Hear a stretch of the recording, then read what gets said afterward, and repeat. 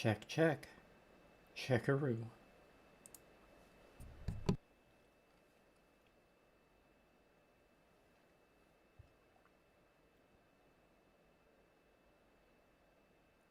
Check, check.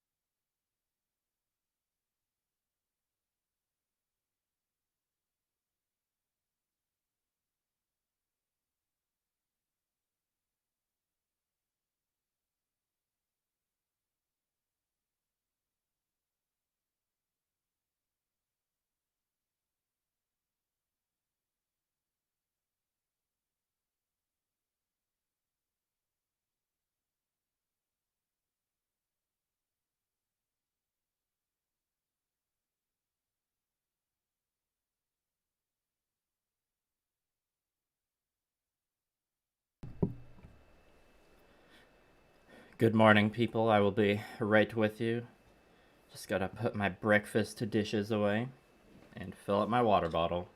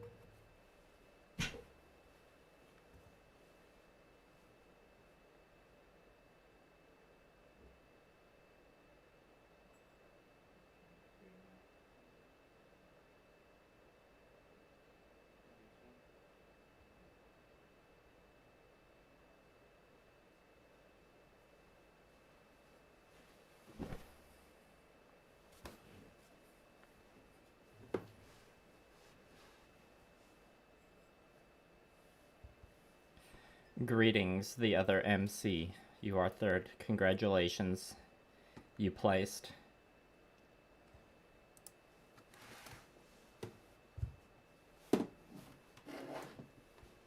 Ah, surprise, surprise. I got more streamers or more people watching than usual because I'm doing Gunpla, not minis. Slash sarcasm.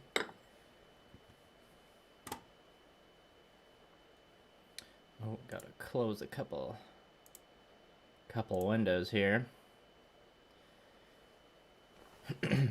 Alright, well, as usual, let me know if anything, if my mic isn't loud enough or whatever. Let me just get these guys on the desk here while I set stuff up.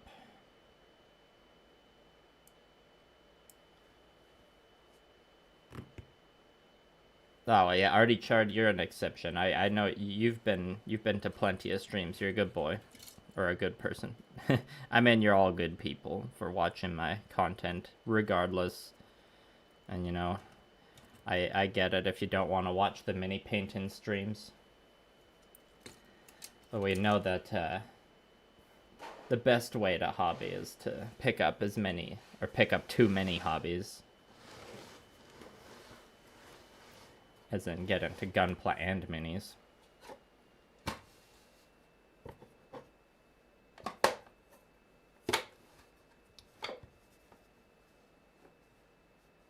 Alright, got my miniature company branded cutting mat. Hello, 80. I'm glad the morning streams work out a bit better for you. Welcome back. Buenos dias, country fried minis.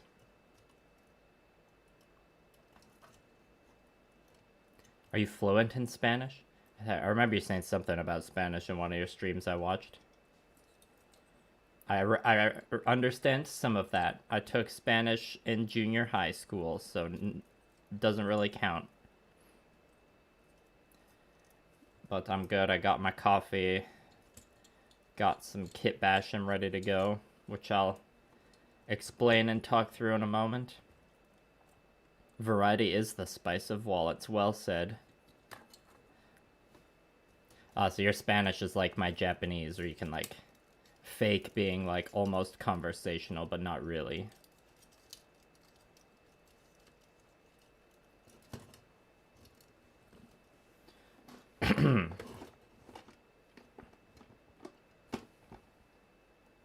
Yeah, I mean, learning language in a classroom can only take you so far, unfortunately. Alright, so the original Iron-Blooded Orphans leftovers that were featured in the video I did back in, I think that was May last year. Hello, Goblin. Hello, Calder. Hello, Box Fox. Yeah, that's right, 80. It does work. Work way better than...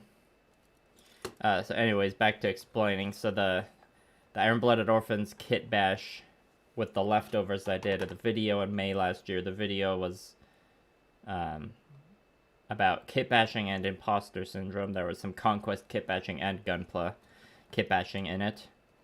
And I kind of called that kitbash done at the time, but it didn't take too much longer afterwards to realize I wanted to do something more with it. And so over the last almost year or so, I've been, you know, I pick it up and fiddle with it every once in a while. And I had a McGillis's Schwable Grays high grade kit, which is like the blue, where the blue parts came from. And I love the Grays frame from Iron-Blooded Orphans because it's got these just fantastic leggies. Just look at those heels. So we're replacing a few parts on that Iron-Blooded Orphans kitbash, like the legs and the head. So that's why this is like the new leftovers, which is just like I took the legs and head that were originally on those Iron-Blooded Orphans leftovers and put it on the torso of the Schwable Grays here. So this is just like some leftovers that are gonna sit on the shelf for now, because it's like there's not really any modifications done here. It's just part swapping, and it looks pretty good for just being part swapping. I think these legs look better on this torso than they did on the original leftovers. So this one is like this here. So these are the leftovers that came from the video I did before that kitbashing video. So it was probably, I think that came out in like the beginning of March last year. And yeah, that kitbash I had the shoulders from the old high-grade Gelgoog, but other than that, it was mostly like parts from the Gushin and the Delanza. And then in that video, the leftovers from, like, this is the leftovers from that kitbash. And much like this one, there's no actual kitbashing. Well, I guess I'll take this sword out for now, because that's from something else. I think this sword came from the first Grays kit I did, the Carta's grays. I can't remember. The first hand-painted Gundam I actually did ever. What was I saying? So yeah, these are more leftovers that just like, it's just part swaps that go together and looks way better than it has any right to, considering like no actual work's gone into it. But I've got just a couple modifications I'm gonna make to this, because this is one, this one will just look really nice next to the other Gushin Dalanza kitbash that I actually painted for that video last year. That was the first filigree painted one I did. And so this will be a good pair to it. There's just a couple modifications I want to make to it to kind of like get it to a point where I want to paint it. So I'll probably start with that for this stream. This is just going to hang out. This one isn't getting modified at all. This is just, I wanted to show it off because it looks way better than it has any right to. The grays is Butimus. Ah, the 1/100 grays. Yeah, that'd be a nice kit to have. It's a hard one to find. So yeah, I'll just stand this one up in the corner. He'll just watch over me as I work. Not the best. The top-down view of this isn't the best, but it's not the focus of the stream, so it's cool.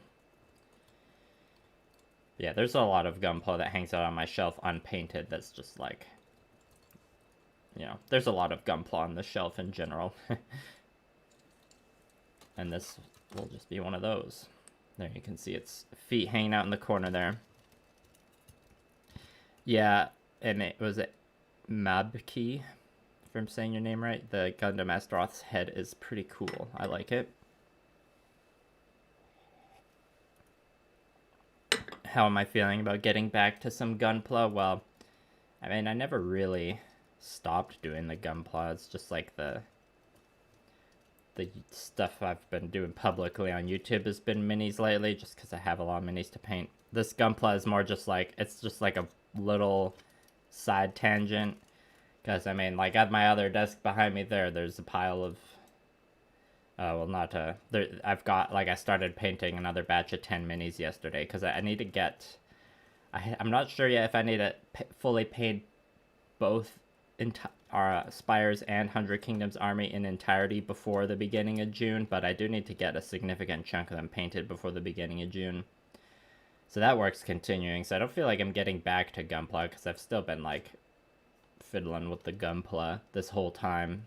Just not all of it's been on camera. Like, a lot of it has just been, like, tinkering and getting these ready for the kitbashing stream I'm planning to do.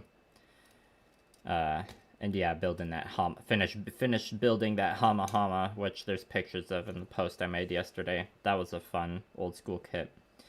So yeah, I guess I'll just explain. Let's grab some poster tack actually, because I'll just mock up what I'm gonna do real quick. Have to move the mic to get into the drawer there.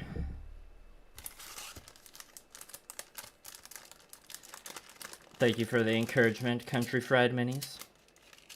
I will not buy Rising Freedom and Immortal Justice, not because I don't think they're cool. I just can't buy anything right now because I'm broke as fuck. Yeah, I guess I'll swear on this stream. I'm broke as fuck. I can swear on a stream, at least. Okay, there's only a few pieces we need here.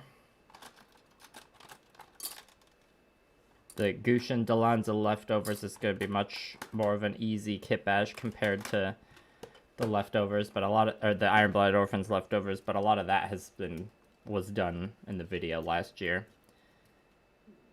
You can't hear anything over your spray booth and compressor. Well, it's important that you're getting some painting done. All right. So I'll just take this back. So this back skirt, well, I like the way the silhouette looks when the flaps are kind of turned up like that, but I don't like the kind of hollowness of the underside of these parts here that you can see. So I think I cordoned off like these pieces and these pieces as potential fillers to just kind of like have some detail in there. It doesn't have to look great, it just has to fill in the gap, so to speak. So I haven't excuse me, haven't decided what exactly I'm gonna do for that. They'll probably be the most complicated mod for this kit. And then the only other mod we're doing is, this is one of the Delanza's shoulder pads. Do I have putty? I do Infernal Saxon, but I don't like working with putty that much. So I'm not going to. I'm gonna fill it with some mechanical detail.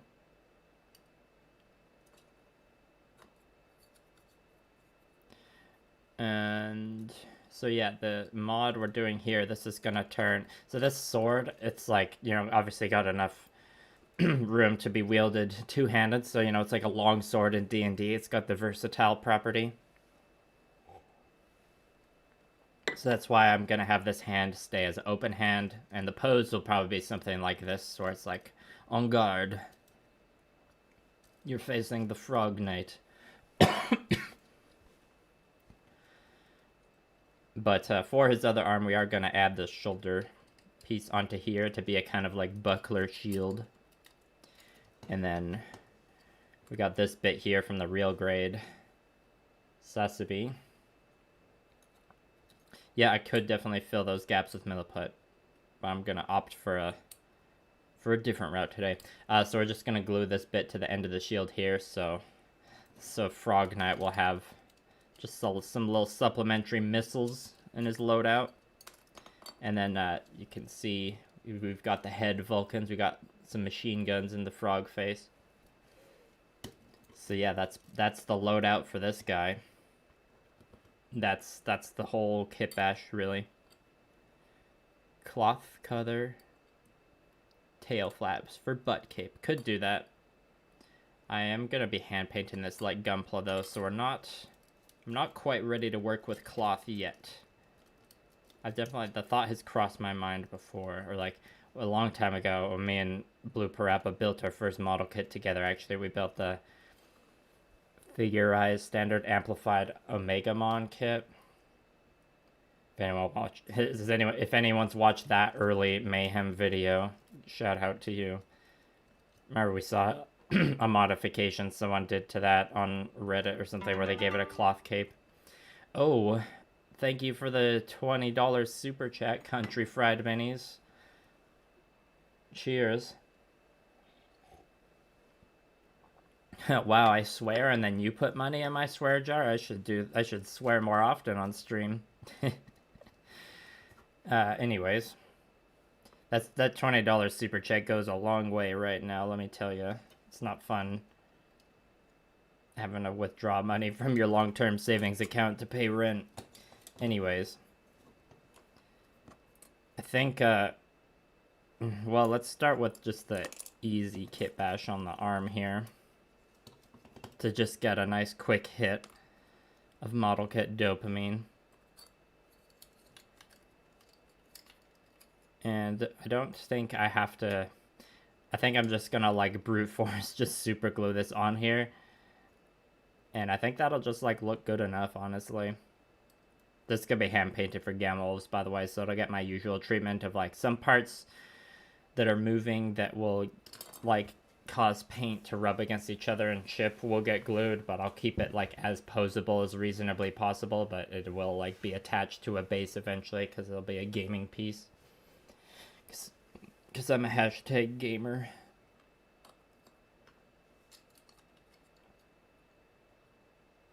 Goblin, you're assembling and painting a 5-star stories kit today to be a heavy unit for Gamma Wolves and a display piece. Hell yeah. Alright, so I think this can just fit nicely in here with some glue, and we don't really have to do any modifications. We might have to do just a tiny bit of cutting onto the missiles here. Yeah, actually we should glue the missiles on first because that'll impact how we attach it to the arm. Hello, Sawdinine. Apparently Country Fried Minis knows who you are. I do not, but I thank you for clicking on the stream because you saw Iron-Blooded Orphans. Okay, so all we need to do here is just cut down this tab at the top here a little bit, and then we can brute force glue that in. I've got 2 XL hobby knives. That one, I think that's the one where I need to change the blade, but the blade is stuck in there and I can't get it out. But we've got a pretty fairly fresh blade now. Oh boy, goblins unmasking. That's a fun part. It's fun, but also stressful. Okay. Let's hope I don't cut myself.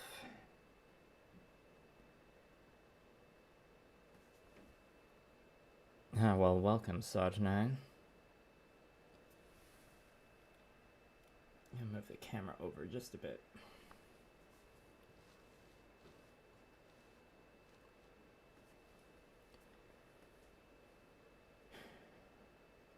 And I don't have to be super, like, clean and even with this cut, because this part's gonna be hidden.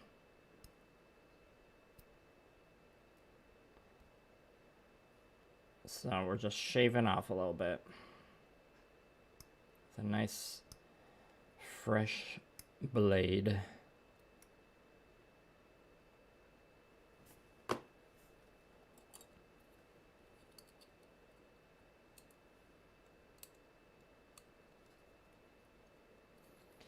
And I'll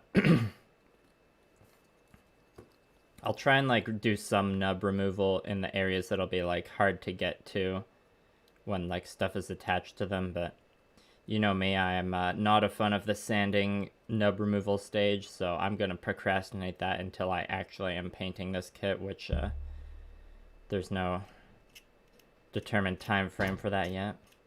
And I don't want to do like a bunch of sanding and nub removal on stream. Because I don't know, I won't talk much because I'll just be like sanding and be like, oh, I hate this stage. Okay, let's see here.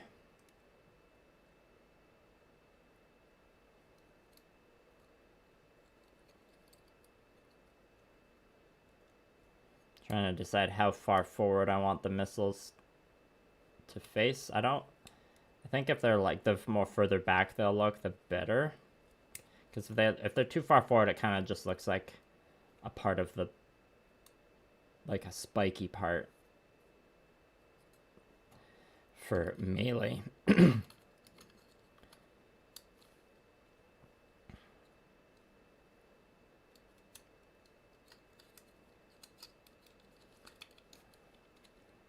I grabbed that poster tack and didn't even use it. I suppose I could consider cutting this part down a bit, but I don't think I need to.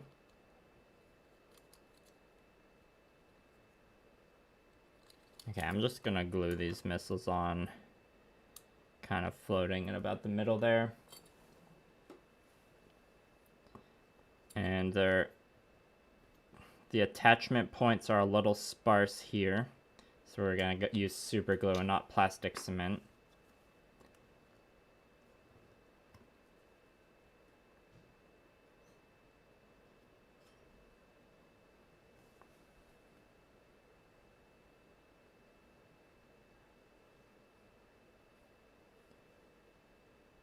The whole no we do. The problem with super glue bottles is you always get to a point where like where you have to keep like shaving off the tip of it because it's getting clogged.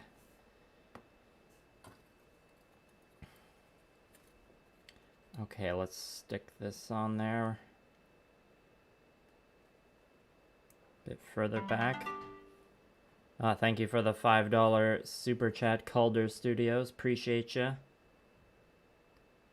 Yeah, it's okay if you don't have much. It's amazing that you donate a super chat at all. Apparently YouTube is telling me that's your that's your first super chat, so congratulations. Congratulations on giving me money.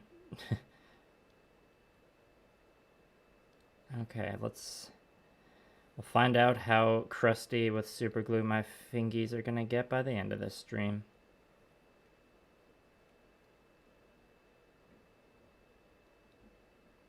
Okay, I think I can probably just let that sit there, make sure it's straight enough. Might have to get in there with a toothpick to get some more super glue on there when it's a bit dry, just to reinforce it.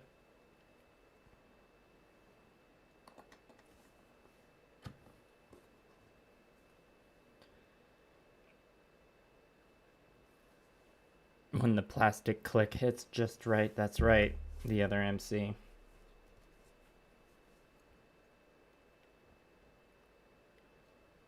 Oh, Sod9, the camera setup I'm using, well, my face camera is just like a laptop webcam. And the camera above is a Fujifilm X-T4 running into the camera with a capture card.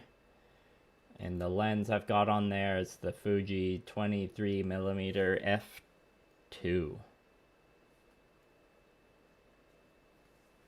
Because I'm a bit of a camera nerd. Or my profession before being a niche content person was photographer.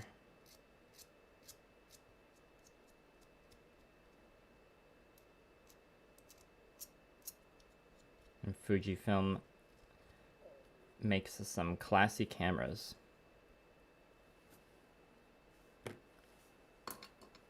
Sanding sticks are a godsend. That's true. I don't use the stick, or I have the set of metal files. Those are mostly used for minis. And then this is my box of various sanding sponges. I guess there are some what you could call sanding sticks in there.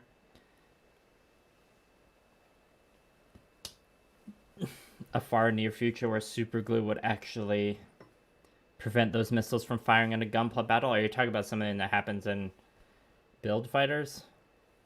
When they're like, because they like make Gunpla kitbashes and then scan them to use in a game, right? Hello, I'm assuming your name is spelt carrots, not C4 rots. Glad you could catch a stream. Oh, your mom was a pro portrait photographer? Ah, so you know all about those wide aperture prime lenses then. Something tells me these bits, which are originally from the Sengoku. Sorry, I had to reset the camera there. Sometimes it gets a bit laggy. These bits were from the high-grade Sengoku Astra. I feel like these will fill the gap a bit better. Will, of course, involve some cutting. Actually, yeah, it's a good question. Good question. Which one's going to work better? Because this one can just kind of sit on top and give it somewhat of a 3D look.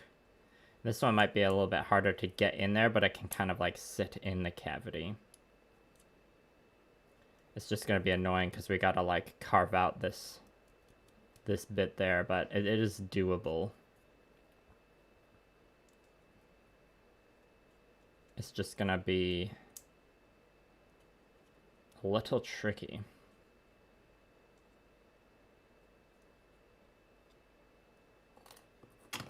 I'm just gonna have to ponder this for a few minutes. A 15mm prime on your DSLR right now. That's a good old wide angle there. Is that a crop sensor or full frame? Oh, you got, so it's a good old pancake lens.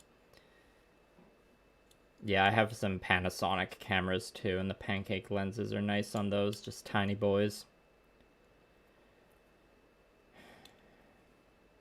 Okay, I think my gut's telling me that we should go with these bits that kind of sit in the cavities. And these blue pieces can be saved for another day. These came from the high-grade God Gundam, I believe. The 70D. That was my second ever camera. My first like proper digital camera was the Nikon D70, which was handed down to me. And then the first camera I like bought new. Well, the first camera I bought new was the Canon T4i, I believe. And then the next one I bought after that was the Canon 70D, and that was like my main workhorse for a long time. The sequel to that camera was probably like the worst named camera of all time.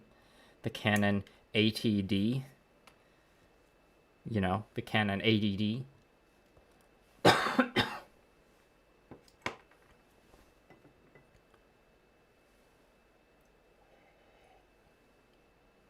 And the GH4. Yeah, I don't have the GH4. I have the GH3.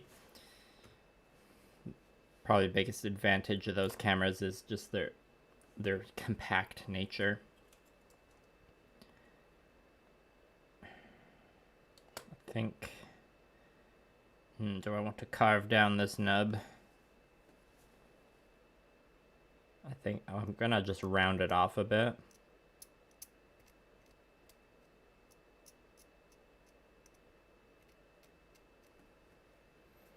Oh, I can in 10D. Yeah, that's an old one there.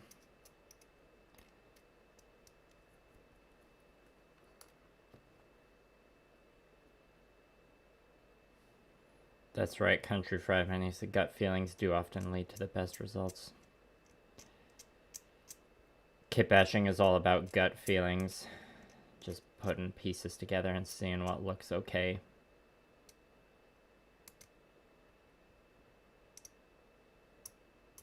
And this Gushin Delanza Kitbash 2 Electric Boogaloo is my favorite kind of kitbashing, where there isn't actually that much to do. Okay, now I have to try and carve down this. I'm gonna try and just score a little bit. We need to carve down this part here so our bed actually has a spot to rest. I could probably disassemble this.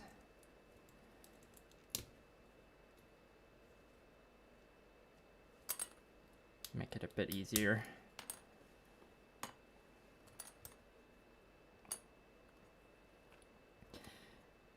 Yeah, the my Sodnai, my grandpa's art professor for 40 years, who did like history of photography and like, you know, taught analog photography and stuff. So I've put in my hours in the dark room and all that. It is the transition. I mean, when you look at it now, the transition from digital or from film to digital was pretty crazy, and then now we're kind of at, and then that the digital camera dominance is kind of like didn't even last that long from the consumer standpoint, because smartphone cameras got good enough that it kind of killed the market for like amateur pro cameras, sort of. It didn't like, you know, kill the market, but like there's so many people now that would have, you know, bought like a consumer grade camera in the 2000s that have no reason to now, because their phone camera is totally acceptable. Phone camera. I'm not sure if I said foam camera or film camera there, but you know what I mean.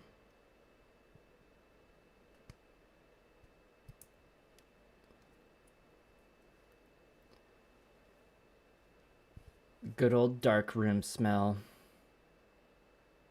You can paint your painting components as you assemble them. So lots of switching back and forth. I mean, I think I've seen people do that before.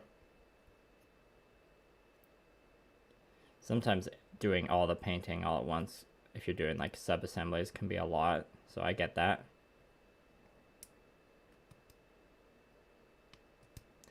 Yeah, carving out this channel is a little tricky just because of the location, but I think it'll work out.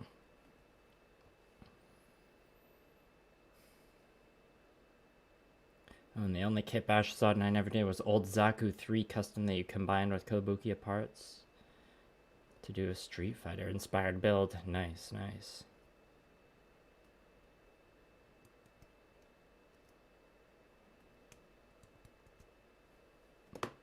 Alright, time for a test fit.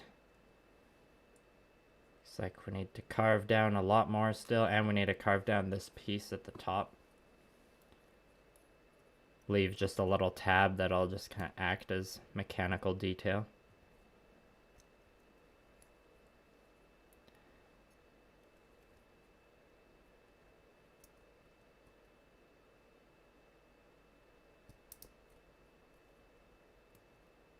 I accidentally scored a piece down here, but that can be sanded. That's kind of the part that what makes carving out these parts difficult is I suppose I could get the chisels to try and modify this part. Yeah, that's not a bad idea, actually. I'm gonna grab those. I haven't used them in a long time. I gotta remember where I put them.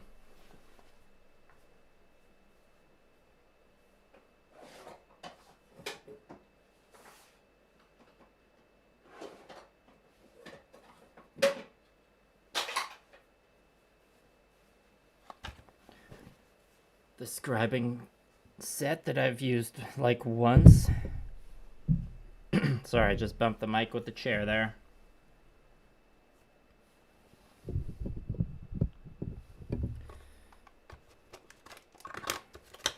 I got the display set, as you can see here.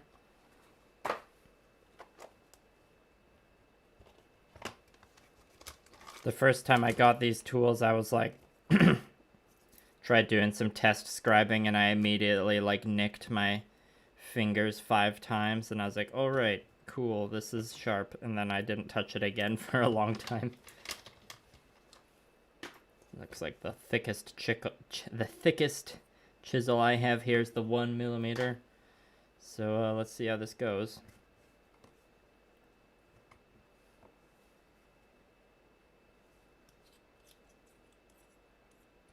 Yeah, I guess it is a bit of a cheat code.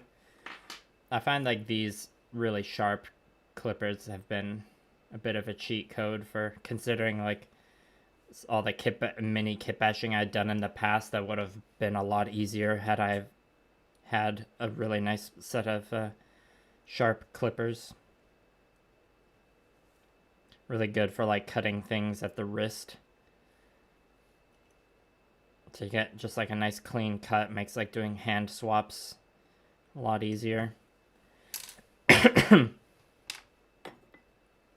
Oh boy, I'm almost out of coffee.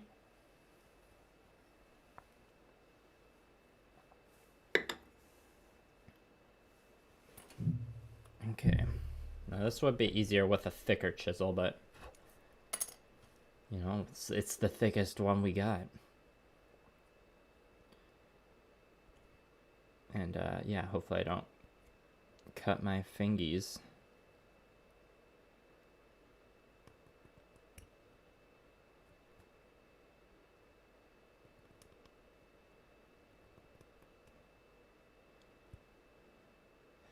Man, it feels like the hobby knife might be a bit better at just cutting away this stuff, but this chisel definitely is a lot better for not like causing nicks like I did right here, just because it can be more precise.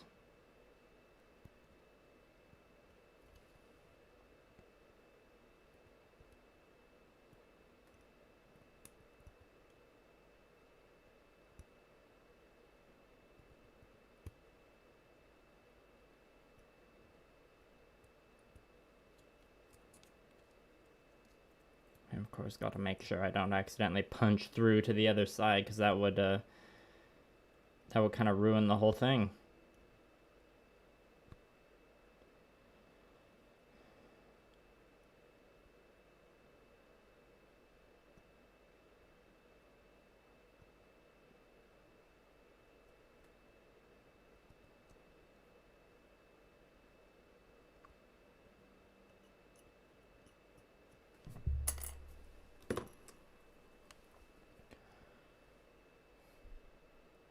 Yeah, without the stress marks, it's a big deal.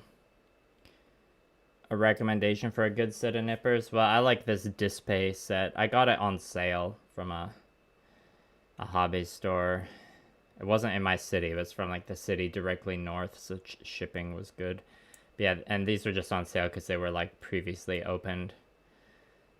And they've been good. You could I'd say these, I mean, I've never used the like Bandai God Hand brand ones. Like the best ones you can get are like sorry, they're not Bandai. It's what, Tamiya God Hand nippers. But those ones, Tamiya is like you're paying for the Tamiya brand price a little bit there with that one. Okay.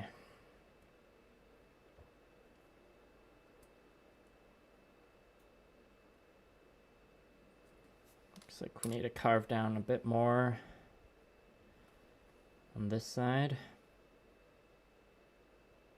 Yeah, Display has a lot of nice stuff that, like, it might not be the exact same level of quality as Tamiya, but for me it's like close enough.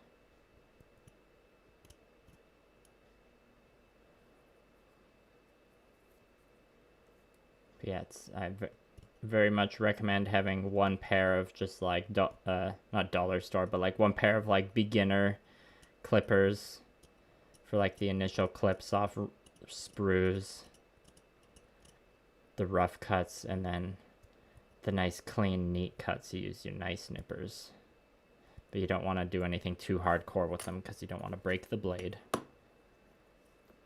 Yes, I'd recommend getting some Display nippers if you need if you need something like that. Okay, now we gotta, speaking of those clippers, we need to, let's score this. We need to cut here at an angle.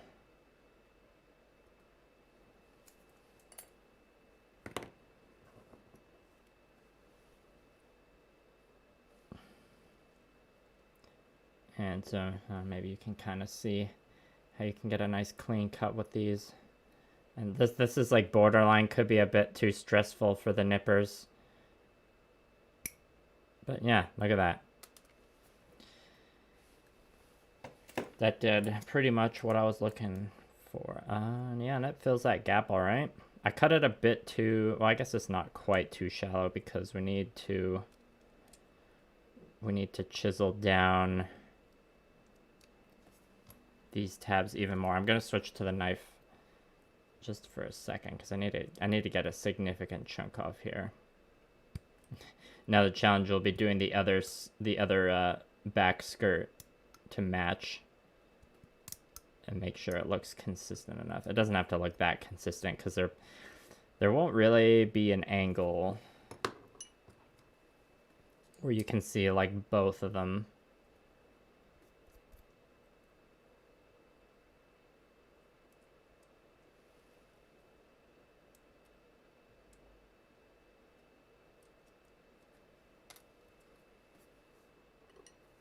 Chopping up those perler beads.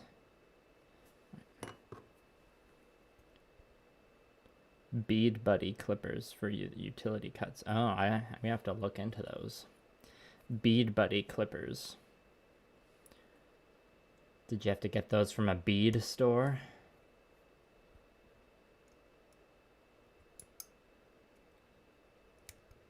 I remember going to there was a store I went to with my mom a couple times as a kid that was straight up like a store dedicated to like bead making crafts. It's like all they sold was beads and bead accessories.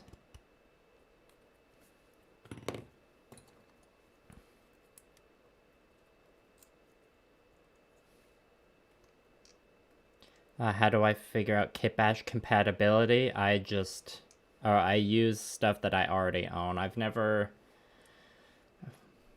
really went out and bought a kit specifically for it. Actually, that's not true. There's a couple things that I've seen, you know, I see pictures of it. I'm like, oh, I immediately have a kit bashing idea for that. Or like the real grade Wing Zero You know, the one with the angel wings. That was a kit I bought specifically for a kitbash. Because when I had the idea for the Red Bull God Gundam, I was like, well, Red Bull gives you wings, and there's like a really obvious kitbashing choice when it comes to like a Gunpla with wings. So you can see I cut this like a bit too much at the top here, and I could get it to fit, but I don't want to cut anymore, so I think we're just gonna go with this, and having that little gap there is honestly fine, because this spot isn't really gonna get noticed too hard. Actually, what we can do is we can smooth this edge down a bit.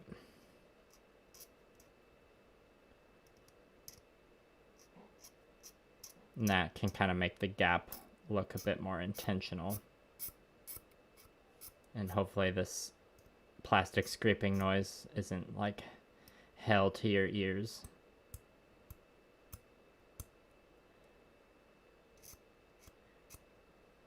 Plastic hobby knife scraping ASMR, anybody?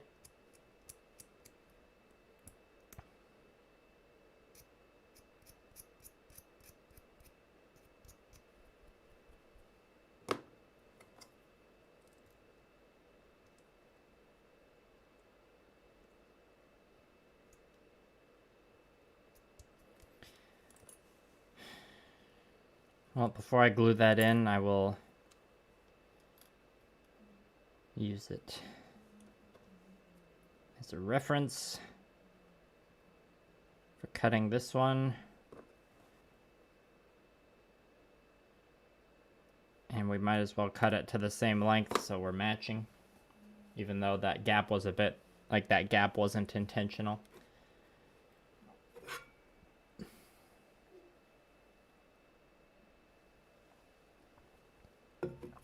Fabric store, nice. So are those clippers meant to cut beads in half or something? Or buttons?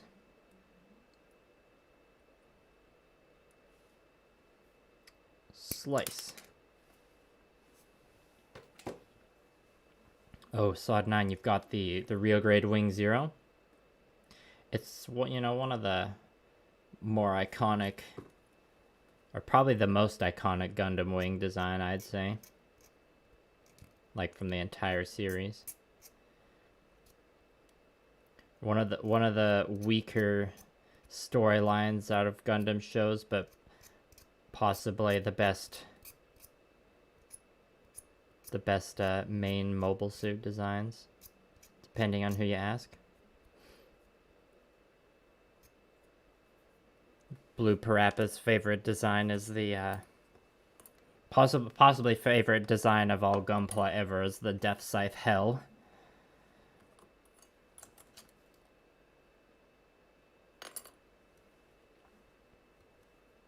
Just picked up one from Hobby Lobby, nice. Yeah, it's another kitbash. It's the only other kitbash I can think about where I like bought a kit specifically for it was geez, what's it called? It's one of the later Iron-Blooded Orphans kits, the Sigrun, I think. It's kind of like a gray blue and has a shield and like a lance. And I had already bought the Barbatorus, which is like the Centaur Barbatos.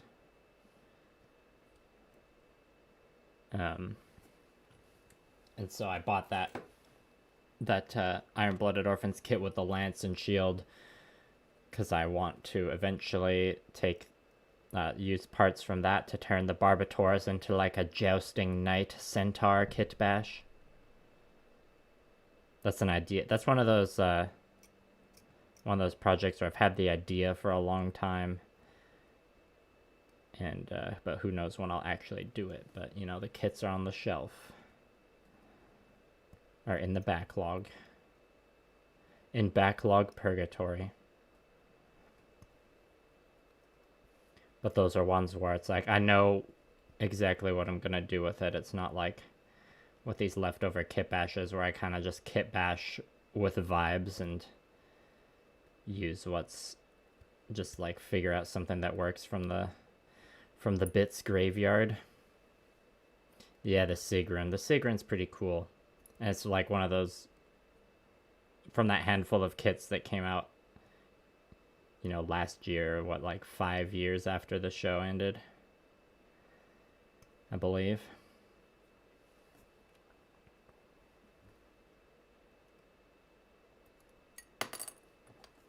Just try not to stab my fingers here. Yeah, it is the Wings is a fun kit despite the early real grade problems. It definitely has that really janky inner frame. And I did I used the leftovers from that kit, or I turned it into a Gamma Wolves kitbash, and yeah, that one was almost entirely just like glue locked in place.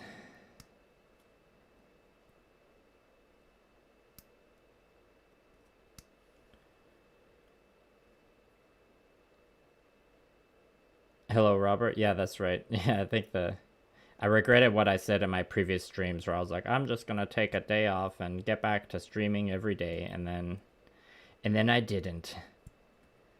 I just need to never commit to any stream schedule and just remain a mysterious online enigma that some weeks I stream every day and then some weeks I never stream. And then sometimes it seems like the channel's dead with no uploads, and then I'll just make an upload, and it's a terrible way to run a YouTube channel.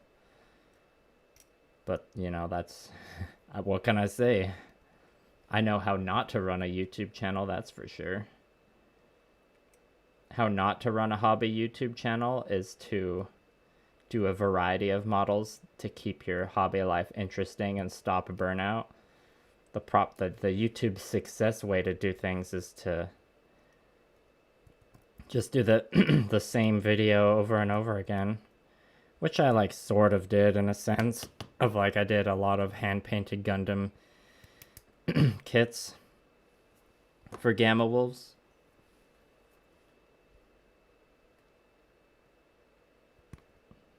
But you know, my hobby brain doesn't let me just do the same kind of project over and over again. I can't just be into mecha. I'm into sci-fi, or I'm into fantasy stuff too. And also, when you're doing YouTube content that's like a niche within a niche that is scale modeling and miniature painting and all that, YouTube isn't really set up for those kinds of channels to make a sustainable income. Some channels can do it, but almost all of them stick exclusively to Warhammer. And I like the Warhammer setting, don't get me wrong. But there's just so much else out there. But, you know, I'm sure that you'll see. I'm sure a Warham's model will show up on my channel again at some point. And as much as I bemoan not doing the right content creator thing and sticking to only Gunpla videos, the entire time I've run this channel, it's always been a mix of Gunpla and miniatures, so why stop? Oh my gosh, I might have messed up here. Oh, I did. I cut this in the wrong direction. Oopsie. I think I can fix this. Where's the part I clipped?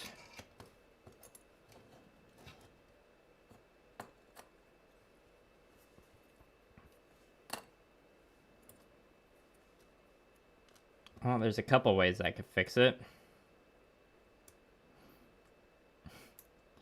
A couple routes we could take here. Here's the piece I clipped.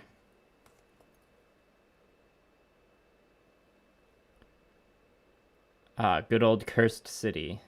Also, hello Lefty OK and Riot Ninja. I'm not sure if I said hi to you earlier.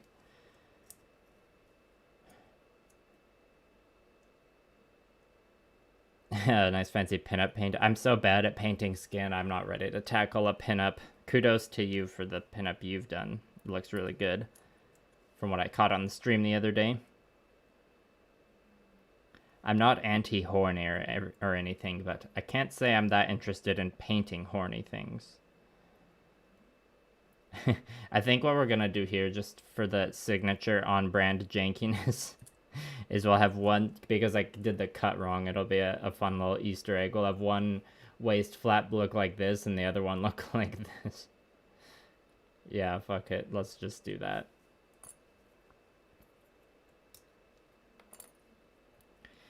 And the only way people will know about this mistake... Yeah, I'll catch up with the chat in a second. The only way people know with this mistake is if they're like looking at the model in person and like spinning it around and be like, hey, wait a minute. The detail here and on here looks different. Or if they're like playing the video at 0.25 speed or something and like paying attention to it, they'll be like, hey, that's different. What's up with that? Either that or they'll have watched this stream.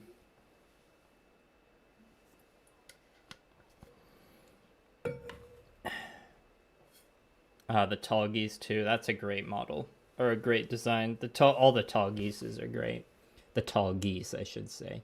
Is the plural of tall geese tall geese? Yeah, the Gundam Wing story is a bit of a hot mess.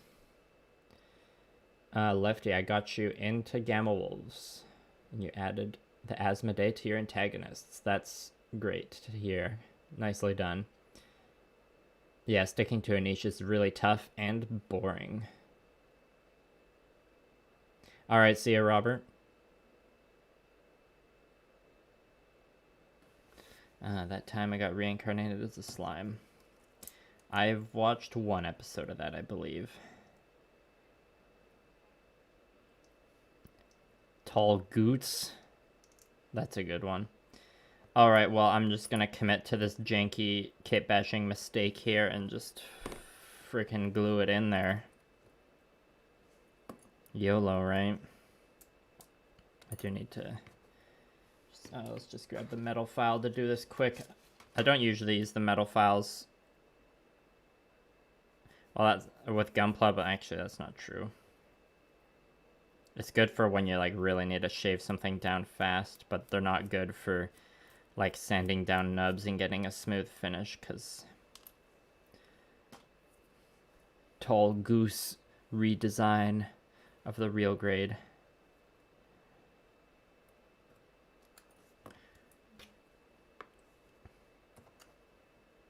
I'm just gonna slop a bunch of super glue in there and just brute force the incorrectly cut piece in. And that's how you kitbash Millennial Model Mayhem style. And, you know, I'll just paint it like something dark or something metallic. And it's like, you know, on the back side of the ass of this model. So probably the only people that'll know about this mistake I made was you all watching the stream. And someone who pays really close attention to the pictures or video if I post them.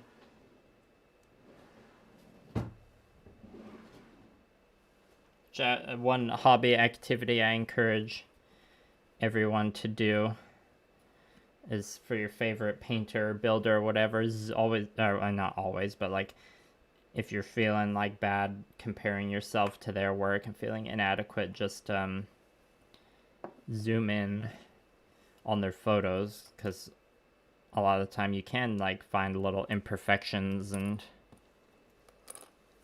stuff like that, and it just like reminds you that like not every build is perfect. I'm kind of rambling here. Hopefully you get what I'm saying.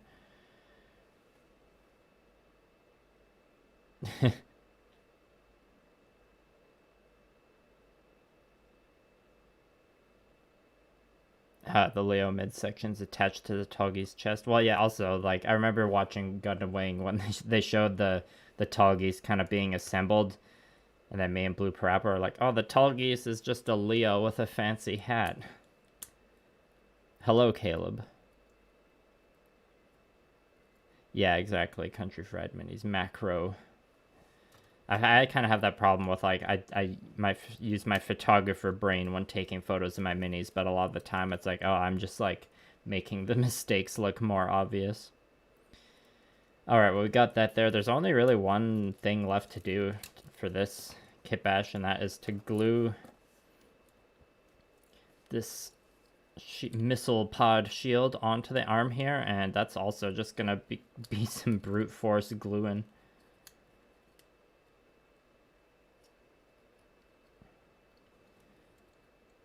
Could possibly warrant the use of some accelerant, but I think I'll be good. This is just gonna be question of, I think I'm gonna take this piece off and just glue it on, because we're gonna need to do something about this horrendous gap here when it comes to actually painting it. So I'm just gonna glue on this one piece here, about like so. So our connection point's gonna be here. Look at that blade frog. Yeah, let me put him back in frame. Blade frog. Yeah, what should this kitbash be named? I was calling him calling it the Frog Knight earlier. Blade frog is also good.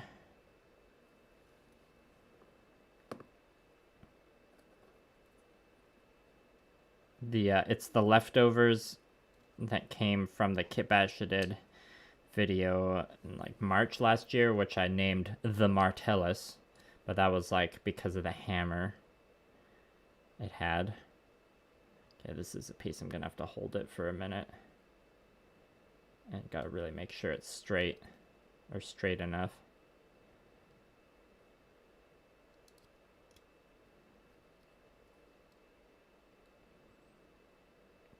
Might not be a bad idea to like just get some putty, or not putty, poster tech in there to just get glued in with it. What's our... Yeah, we're just gonna Toad Knight Ogre TKO. I do have some super glue accelerant that I was debating using, but I don't want to use that until I'm like 100% confident on the alignment of the piece. Okay, yeah, this feels better now that I got the putty in there.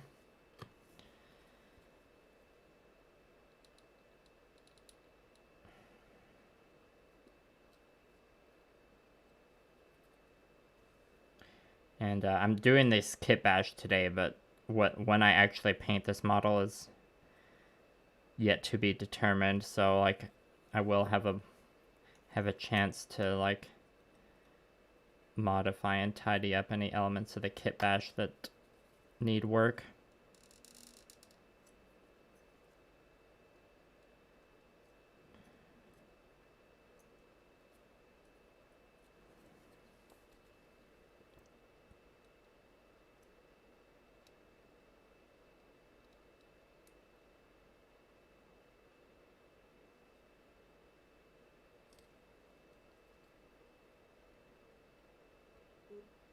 Yeah, this is the kind of brute force gluing where the gap filling properties of super glue are useful, and plastic cement might not be as ideal.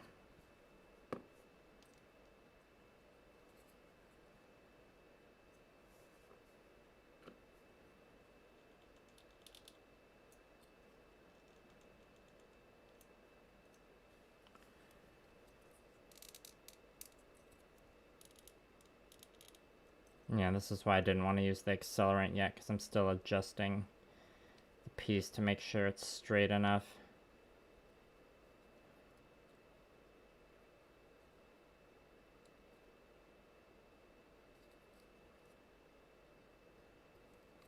Not quite there yet.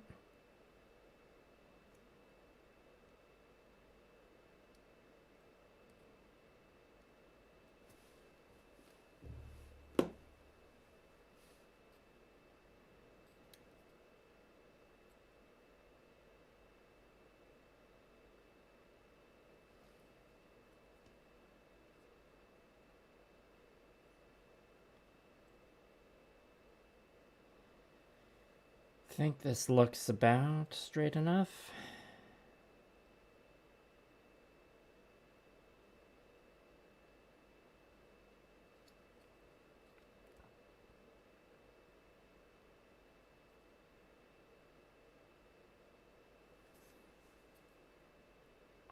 probably as good as I'm gonna get with the old just eyeball it technique. So let's just squirt a little bit of accelerant in there. Inhale some nice toxic fumes while we're at it.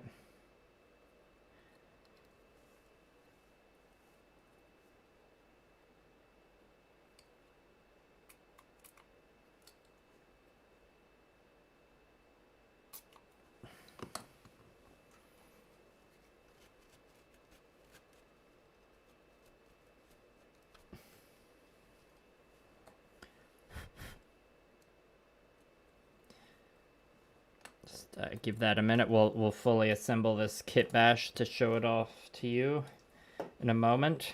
So I'll just clear off the space. Get ready for the main kitbash today that I'll be getting to after an hour of actually streaming. And I'll catch up on the chat as well. And also, before I accidentally cut myself, I'm gonna put this chisel back in its container.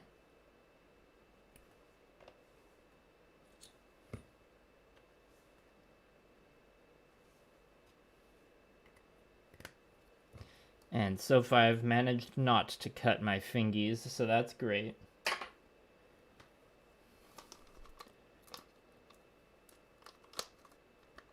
The Wallace goblin says, Martellus Wallace. That's a good one.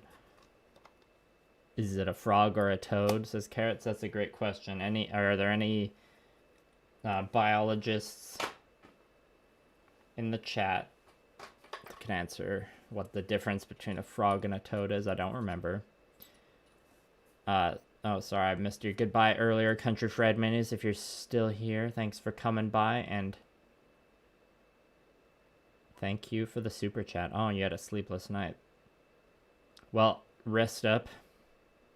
Artie Chart says Poly Night. That's good. Yeah, accelerant and the drip. Sometimes I've like done the dripping technique as opposed to the spraying technique. That's definitely more ideal sometimes.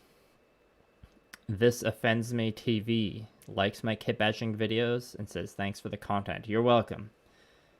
I'm glad you like them. Box Fox, my thoughts on build fighters. I haven't seen any of the build fighter series, but my first Gunpla kit ever was the Striker GNX. I can't remember if that's from Build Divers or Build Fighters. Yeah, the spray bottles do go everywhere. Remember when I was assembling Infinity models back in the day, that was when I started using accelerant because I needed it to be able to actually glue on the freaking antennas. The tiny ass metal antennas that those minis have. Alright, well, I'll give y'all another, we need some more space on the workspace, so I'm going to put this off to the side. This is just a quick kitbash made with just part swapping leftovers. This is just going to chill on the shelf in purgatory, because it's using the pieces that we don't need.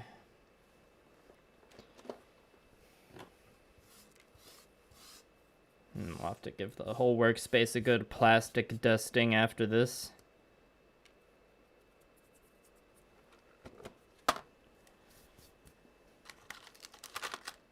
So yeah, the original Iron-Blooded Orphans leftovers are going to change significantly.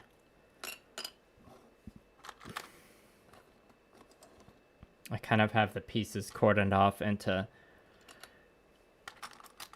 their own little sections, but I will partially reassemble it to just kind of explain how I'm gonna do things.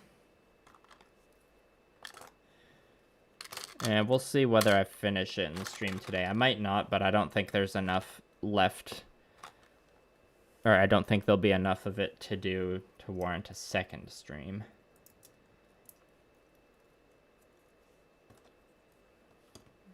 So I'm sure a handful of you will recognize this lad.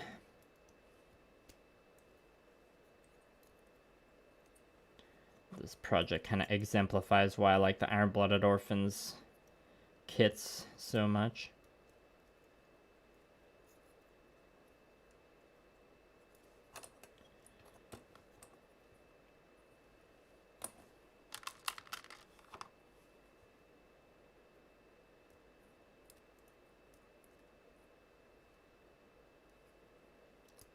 Nicely done, Goblin. What you got left now? You done the arms? Is that the first bits you finished?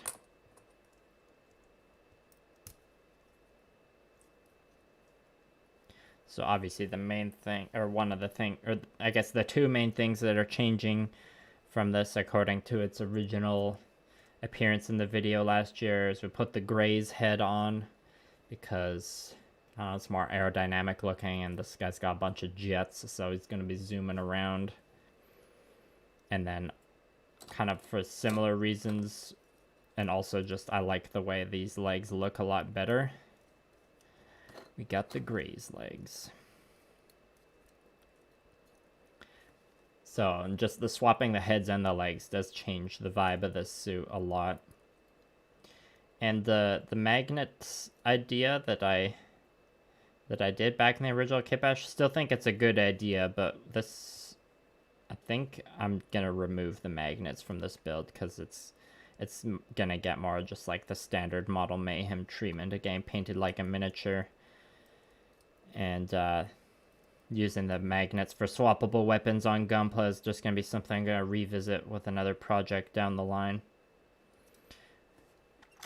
So we're also using these kits from the Schwable Greys. These are going to be turned into some armed blades and shields in the same way that I use these pieces on the 1/100 scale version of these pieces on my Buster Gundam.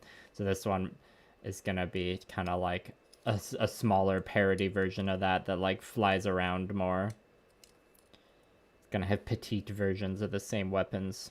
So those are going to go on the arms, and we just got, I think these fists came from the real grade God Gundam, or the high grade God Gundam.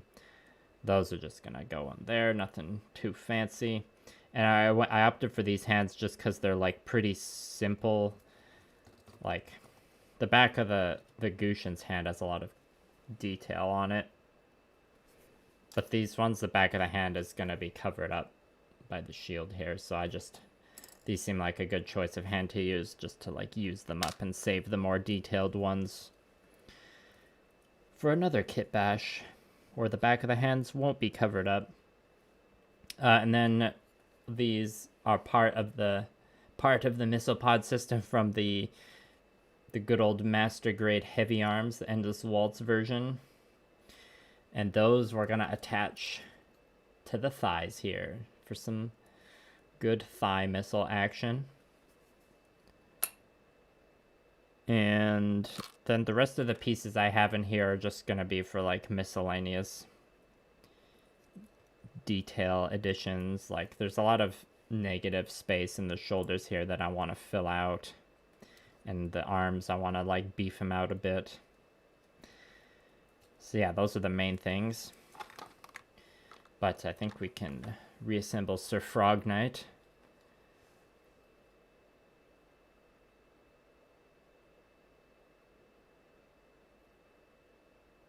Yes, the million armor plates. What's the kit you're doing, Goblin? Yeah, I got so many hands, Box Fox. I got my bits box just has a whole section that's just hands. Okay, time to assemble Sir Frog Knight. Sir Frog. Sir Forg. Yeah, it's gonna take a while to come up with a good name for him, because he deserves a very good name. And yeah, that was a nice, easy, quick kitbash there. And here we go. We got, for our loadout, we got, well, I'm probably gonna paint this like these back knives here to be glowing in some way, and they can kind of like give off the impression of being a shield generator or something, or like a comms disruptor, because they're kind of antennas. I need to reset the camera.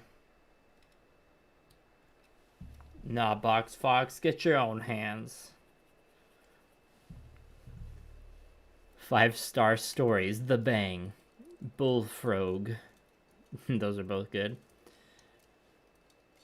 Perhaps to do. Oh yeah, one modification I'm gonna do when I actually paint is they're gonna cut off this tab on the sword there, because that's for like if you want to attach it to a weapon storage point. But this will be painted like a miniature, so I won't be doing that.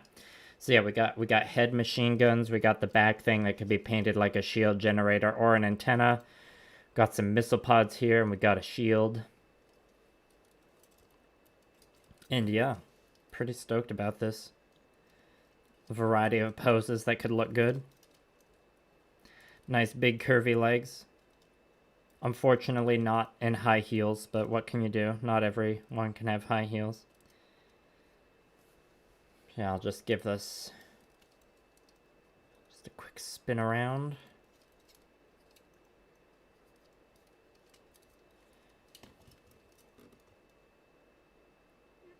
Where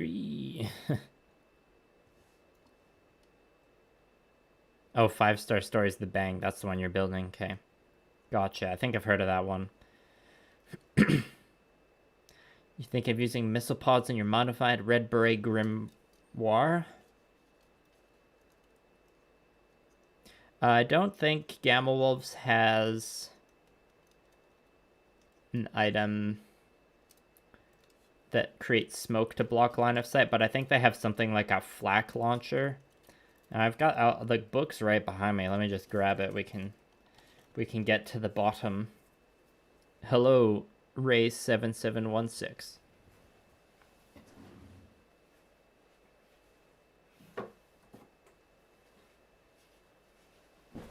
Let's see here. I'll do just a quick bit of Gamma Wolves research, and then I'm gonna have a bathroom break before we get back to more kit bashing. See, I've got the loadouts page bookmarked.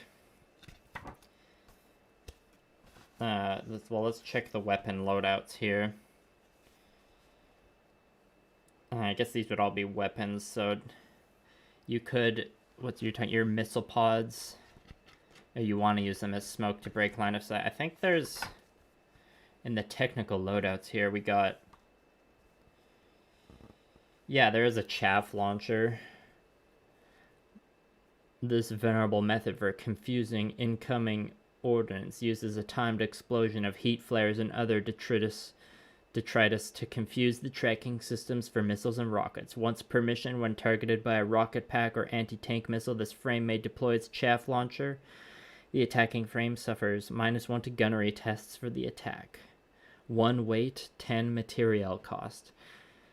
There's also the decoy beacon. Actually, the decoy beacon is more like a projection of a hologram, I think. So the closest thing to what you're describing as like smokes to break line of sight would be a chaff launcher, which definitely isn't the same thing, but also Gamma Wolves encourages home brewing, so you could always just homebrew your own rules for that, because Gamma Wolves is a very casual game. It doesn't need to have like a tight tournament rule set like other games. Naming it after an extinct amphibian or something? Yeah, that'd be cool. Buffalo Grenule. I'm really bad at French. I'm a bad Canadian.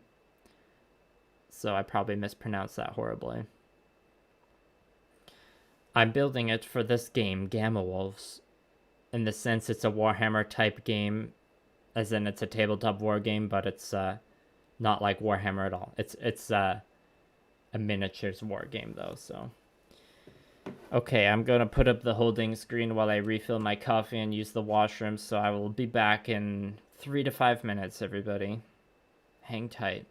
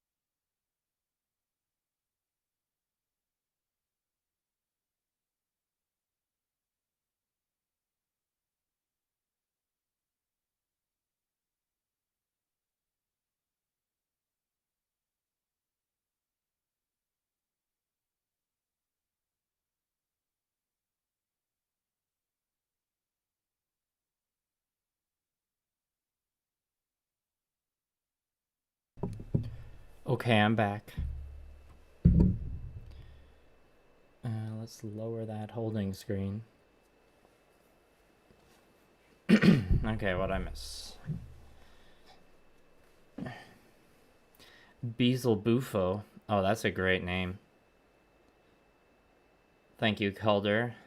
Thanks for watching the stream. Hope you have a good day too. Ask your group if they would allow it. Are you referring to reading back through the... Okay, no, I'm confusing your message.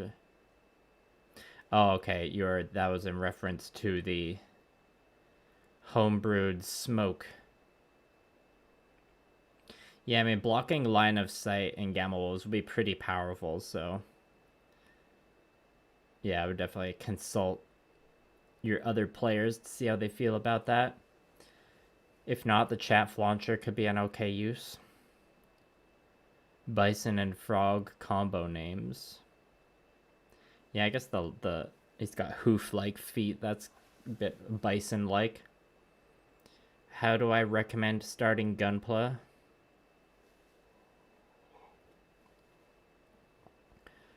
Well, if you've never done Gunpla before, like, you just buy just a standard high-grade kit. Depending on where you are, you'll be, like $20 to $30, hopefully closer to 20, sometimes even 15.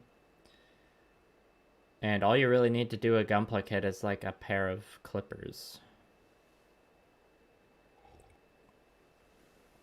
Spawn, is that like a name suggestion? Oh, the name's taken, okay. Yeah, if you're starting Gunpla, you don't need to start with conversions. Just like do a few high grades, like buy one, build one. If you like it, buy another one that you think looks cool. And then when you've built a couple, you'll naturally end up with a lot of extra parts, because a lot of Gunpla kits just come with extra pieces.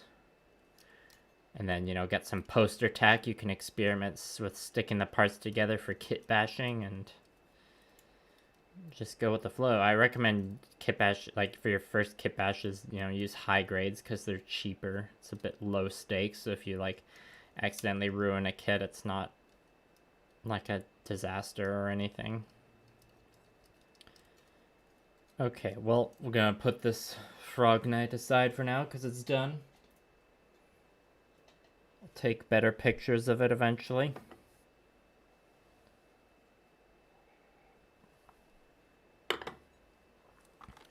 So, what do we want to tackle first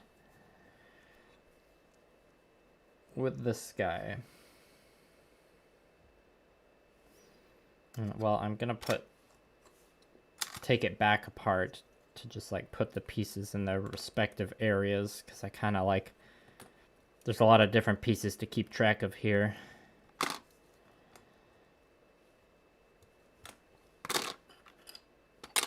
And I had some of it kind of planned out.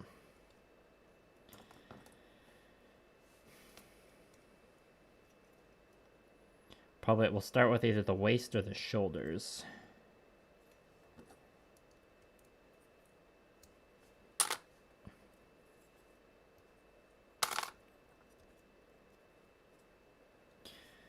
Okay, so I think this area was, or this handful of pieces was for the waist.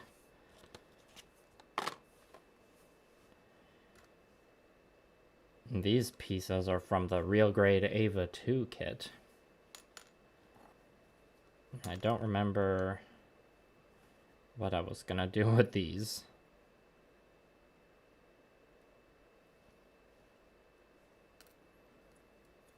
Well, we can take these shoulders off because I think we're gonna do the waist. Oh yeah, so I'm gonna remove these magnets eventually. Yeah, what did I have in mind here exactly? I didn't, though, the waist bits I had kind of on here before was partially these, and they were magnetized on, but I didn't like how far out to the side they went.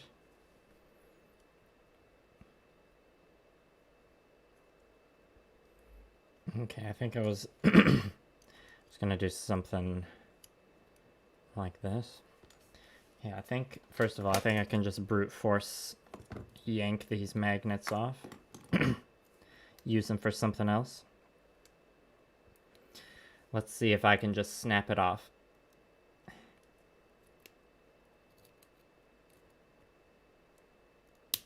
There we go. A satisfying snap.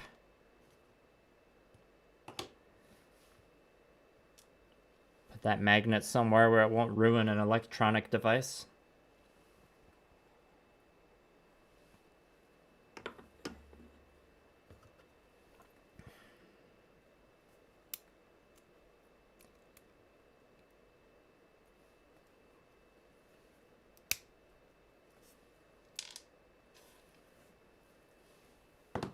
Alright, glad I can save those magnets for another day.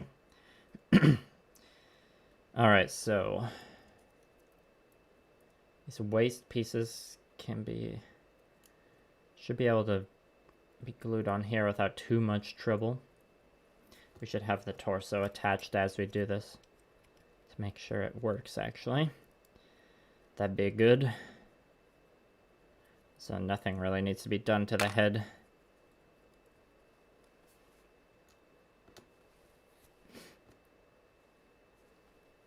And we should probably have the legs attached too. We don't want to be blocking those.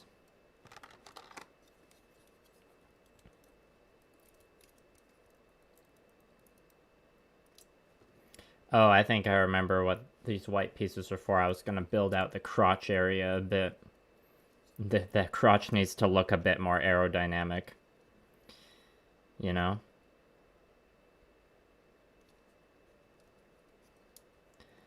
So we just need to decide how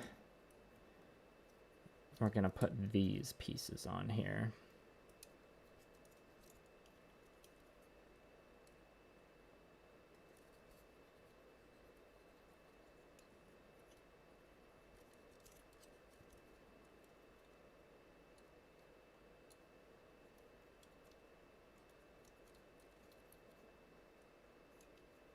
Obviously, we'll be clipping off this ball joint spot.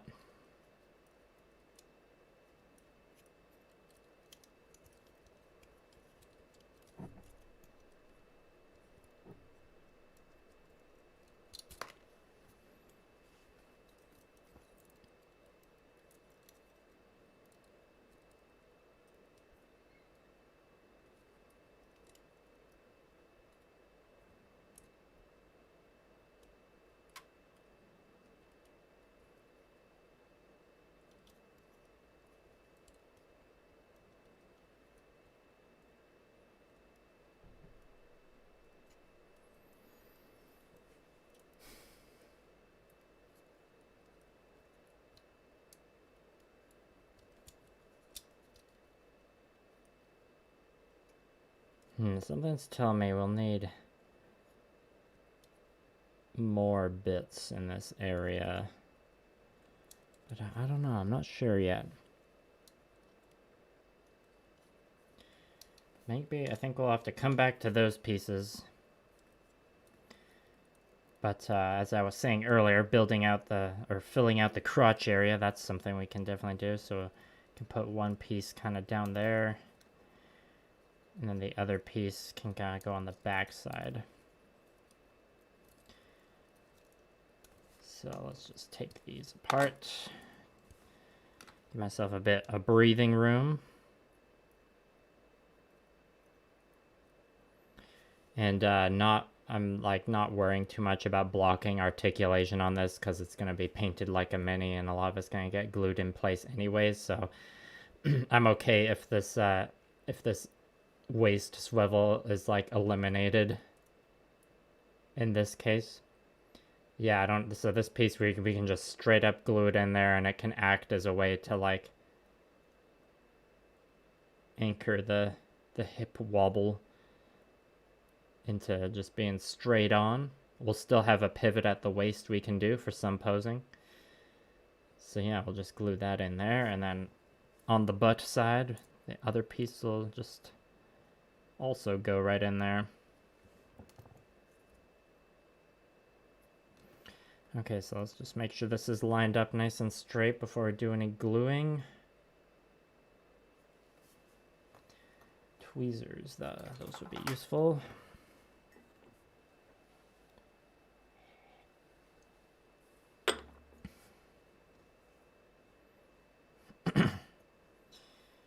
And the glue point will be... You can see there's a lot of crusty super glue on here from the last thing these pieces were used for, which I tore apart because I changed my mind. Should probably grab a paper clip. Not paper clip, a toothpick for some more precise glue application here.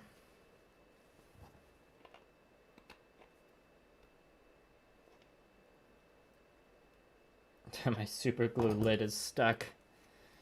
I was using you not that long ago. What's wrong, buddy?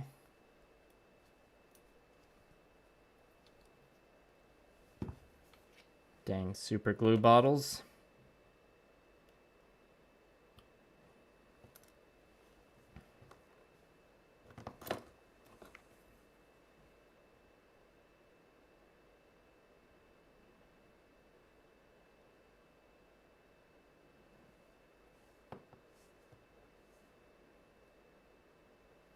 You do what Country Fried Minis does and have a have like a guest palette sticker for gooping the glue onto.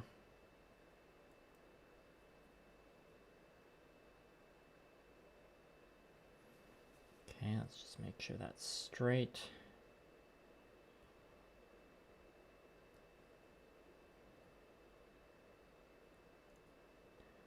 Okay, oh, it's not quite there. Oh, need a bit more glue.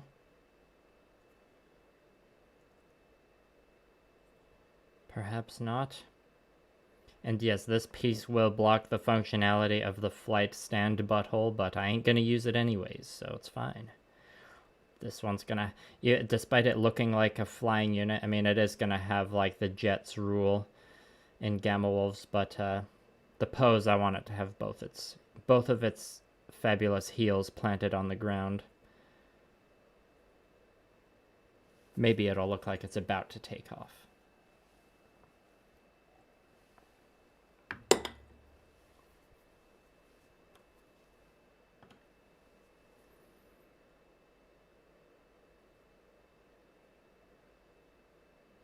Okay, I think we do need to add a bit more glue to this.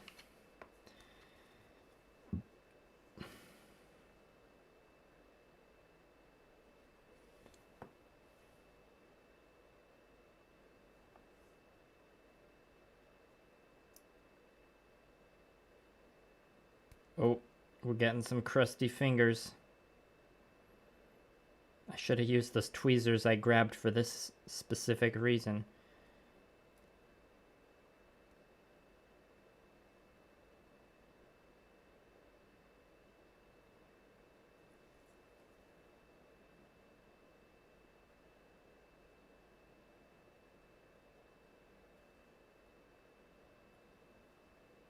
It's not 100% straight, but that's good enough.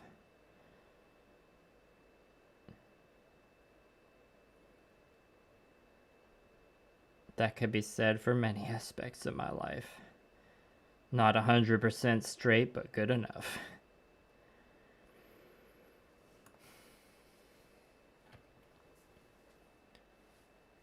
I can drill it out.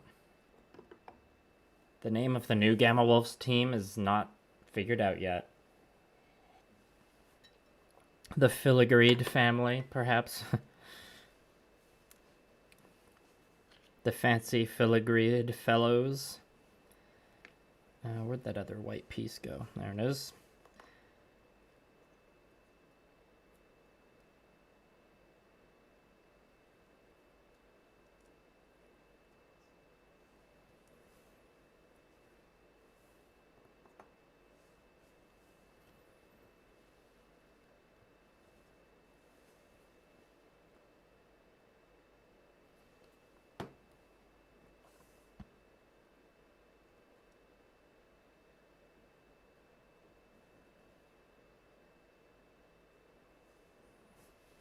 tweezers.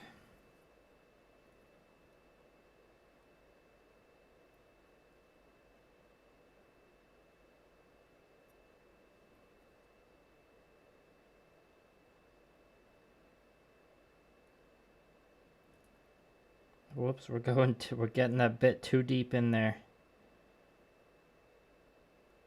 The shaky coffee hands are getting to be a bit of a problem right now.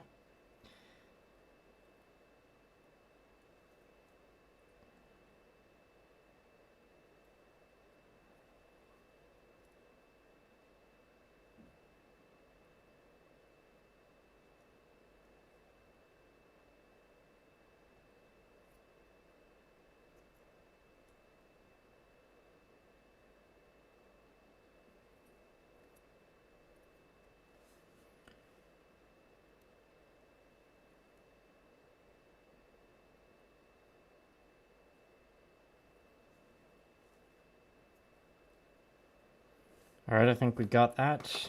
Let's just do a quick. Yeah. All right, we have enhanced the crotch area.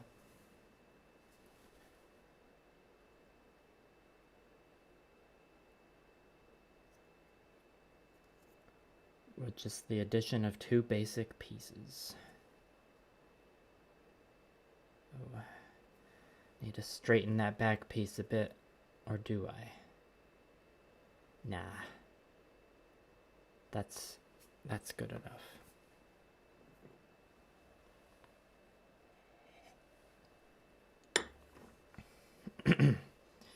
Okay, well, we gotta let that dry for a minute.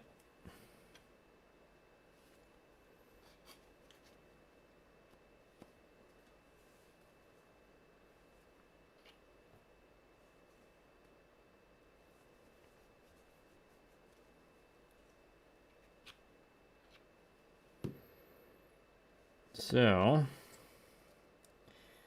perhaps we can do the leg missile pods next.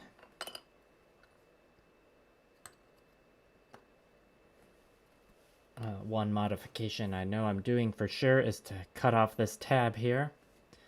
This tab was used to attach the other, because this is like, when it goes on heavy arms leg, it's like kind of 2 stacked up on each side, but that's a master grade kit, so it's bigger. This high grade kit, we only need just 1 missile pod for each thigh. And we're going to use our display nippers for a nice clean cut.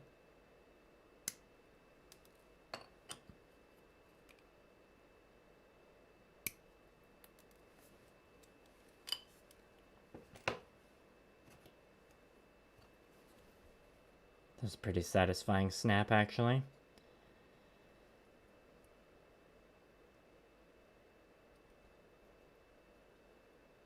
And just carefully carving away the rest. And, you know, this will be fully tidied up with sanding later. I usually don't do the sanding on stream because it's sanding.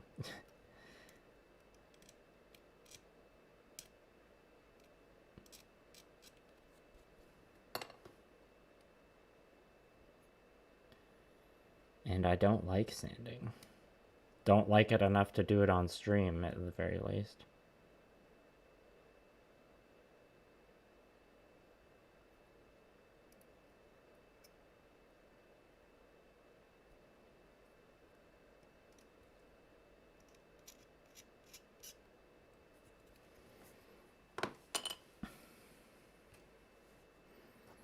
And then we'll clip this tab off on the leg so the missile pod can not awkwardly stick out.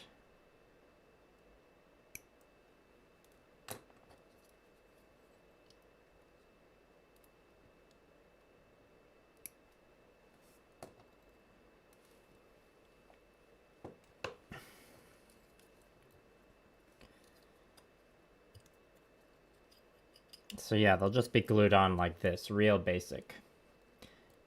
And I guess the main question is which position I want to glue it in. It's time for some poster tack.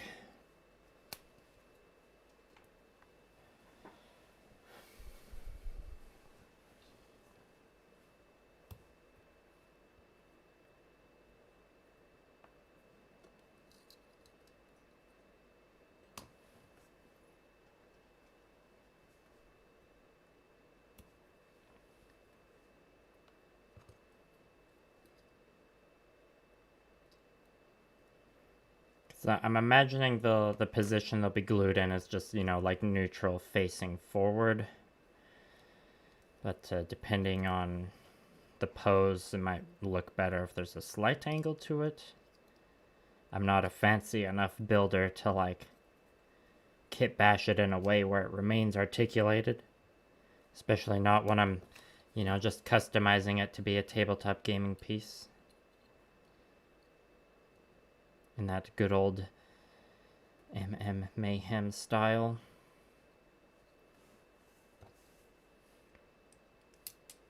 Well, the waist part's probably dry enough now.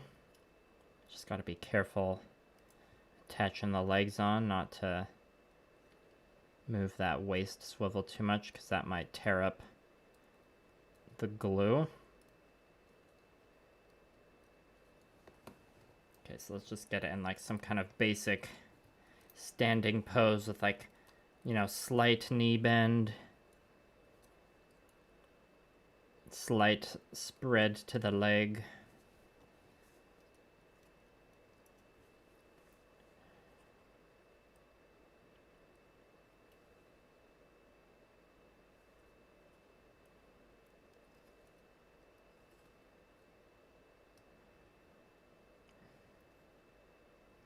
Yeah, I think it seems like we should just do like... Is there like a straight line? I guess we've got the corner of this shape here, so that's like kind of like the neutral forward facing point. So I think we'll line everything up to be like facing that, like straight on that way. I think that'll look good.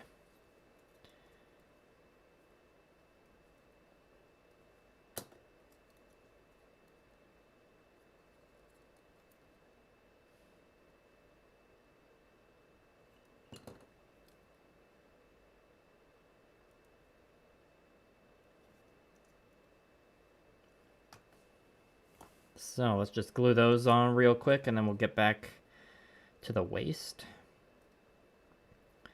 Let's see if we can figure out what we want to do with that, or whether that's something I need to figure out off stream.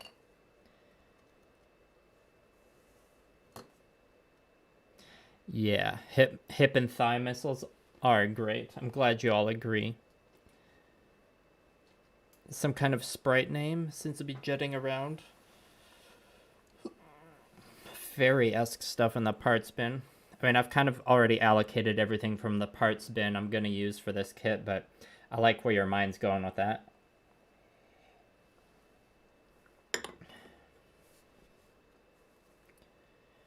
And in terms of, I won't line up this circle to like the exact middle here. We'll have it forward facing a bit, and that's just to like line up with the shape of the thigh, if you know what I mean. Like if it's dead set in the middle, it kind of is like that. I'm trying to show you off this properly. So I'm just going to shift it forward a little bit. And yeah, I think I'll use plastic cement for this part, just so I have a bit more working time.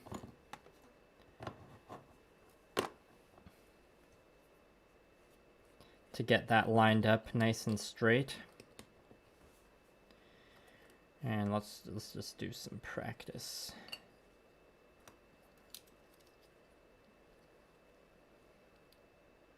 I could use a pencil actually to mark where I want to put this. We need that poster tack still, actually.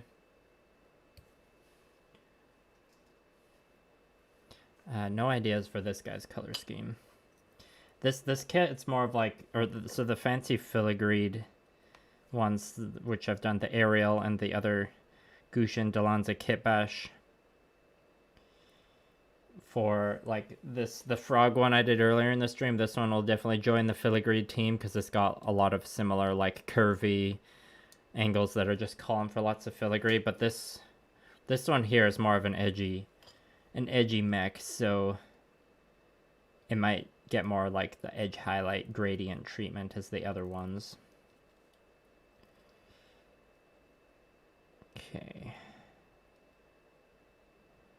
Yeah, that looks about right. Okay, let's see if we can mark that with the pencil.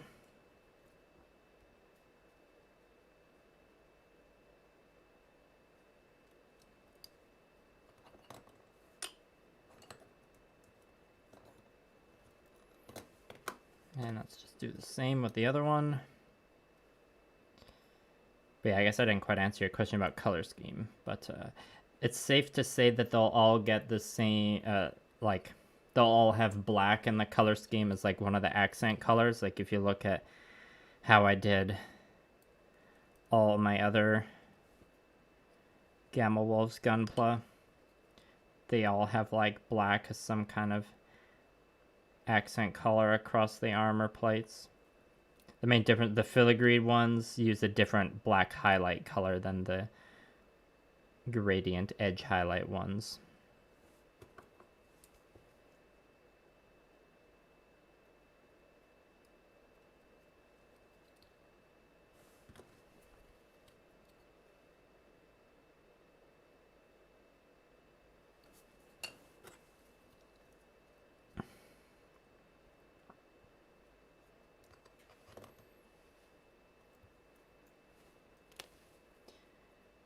And yeah, I guess the glow effect used on the, or the glow, yeah, I guess the glow effect isn't the same for every single one. I think most of the glow effects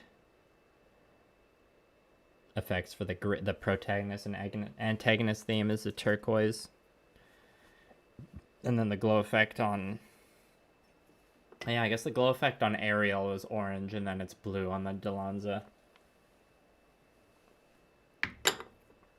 So I'm not consistent with the glow effect.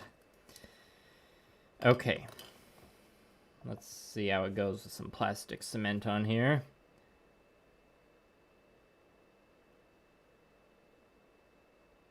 Suppose might warrant file, or I should have like filed this down a bit before to get some better attachment, but I think it'll be fine.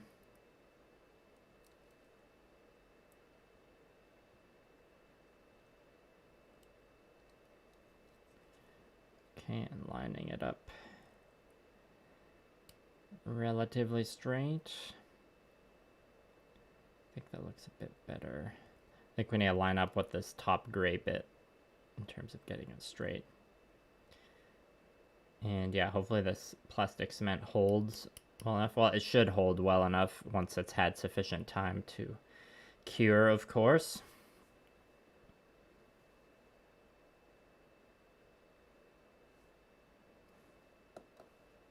All right. And this, once this is fully cured and everything, I should be able to disassemble the leg for, you know, the nub removal and all that one when it comes time to actually paint this. I guess I should say, if you're wondering when these are going to get painted, there's a poll on my Patreon right now. If you don't know, the 10 and 50, or the two high tiers of my Patreon get access to vote on a recurring poll called the Patron Sponsored Project Poll. Because, well, so my hobby style, just in general, I always kind of have more than one project going on. Because, you know, variety is the spice of life. And so one of the things I set up with my Patreon is that one of the projects I have on the go at any time will be a patron-sponsored one, where my more generous patrons get a say in which project that's going to be. So the first patron-sponsored project I did was the Iron-Blooded Orphans mini diorama, which I did some streams for late last year. Okay, gotta line this up at the top. And we gotta look at these next to each other. Make sure they look close enough.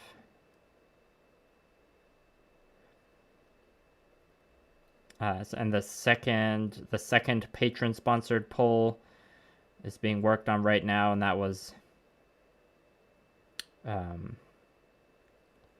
mounted squire, or a custom mounted squire with a swappable rider for my 100 Kingdoms army. Whoop. Okay, those look straight enough. And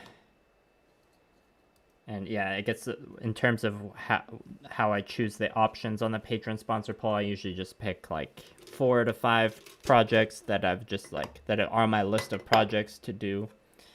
And then when a project is selected to be the patron sponsor one, that doesn't necessarily mean it's gonna get a video or a live stream. That just means it's gonna be one of the projects I'm working on. And so right now, I think it was just yesterday, or was it Monday, I posted the next patron sponsored poll, and the voting for that will close when my next video is out, which is about color selection. The options for that patron sponsored poll, there's 4 options. One is finish the Spires army, one is finish the 100 Kingdoms army, and the other 2 are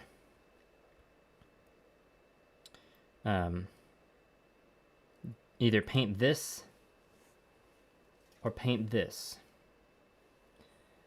And yeah, whichever one wins the option, that doesn't necessarily mean it's going to get painted immediately, because, you know, I have to do other things in my life to get the bills paid. But if whatever wins the patron sponsored poll vote gets,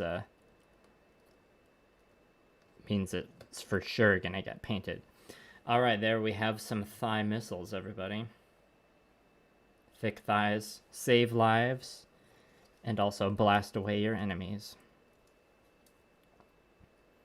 Just have to make sure we pose it in a way that leaves sufficient room for those thick thighs. And the crotch area has been enhanced, of course. Now we just need to figure out what we want to do for the waist.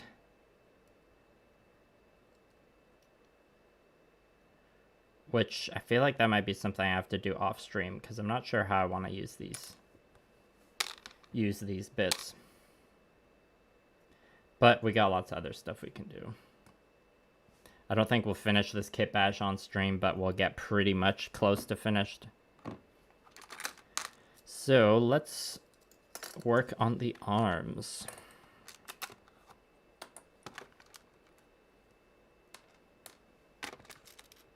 Oh, and as fun as these lobster kind of laser claw arms are, I'm not going to be using them anymore, so I am going to brute force rip off the magnets and use them for something else later. And these bits will go back into the kitbash graveyard, because they are good bits. This is good, because I'm starting to run out of magnets for my minis bases.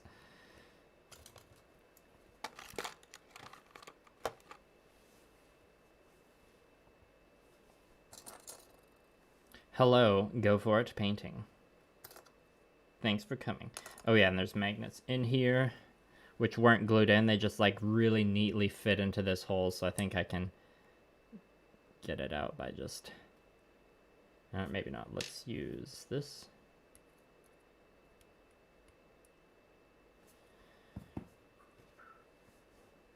Well, thank you for the subscription. Welcome.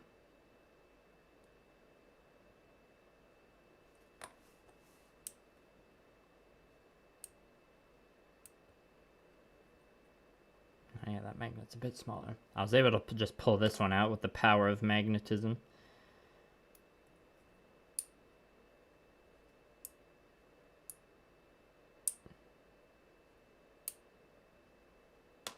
And this one's slowly coming out.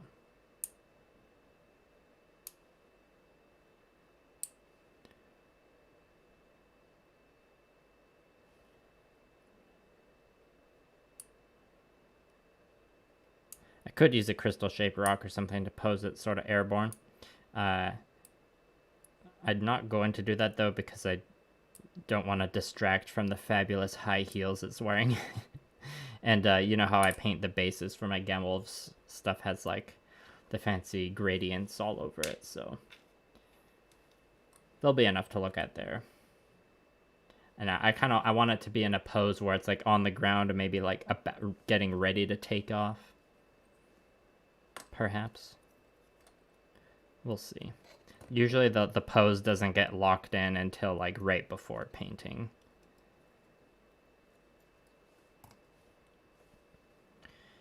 Alright, well, let's grab the rest of the bits out of here. So these are like these flaps originally go on like to cover these missile pods when they're on heavy arms, but I think they look fine how they are now, so we're going to use these, or at least use part of them on the arms here. So yeah, these hands are just going to, oh man, that just fits in there without glue. Amazing. So we got hand there, we got arm blade. I'm not exactly sure how or what position I'm going to glue it on there. Probably like this. Oh, yeah, and then I think I was going to glue this piece in there. Yeah, so we'll glue one piece on there like that. It looks a little janky on there, but it's going to be covered up, so it's fine. And then the single panel we can use to fill out space on this, the other side of the arm. And I might have had it in mind to do something with this to like glue it on there, but I don't know. Let's see. We could also glue this bit on in this direction. I don't know if I like that as much. I'll probably glue this on and then just do that for now, and then I can decide what else to do later.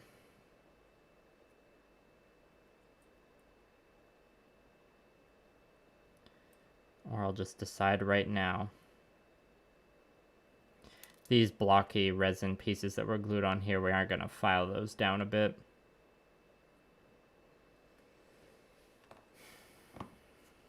So for starters, let's just glue, we're going to glue these white pieces on here because it just fits in there so naturally.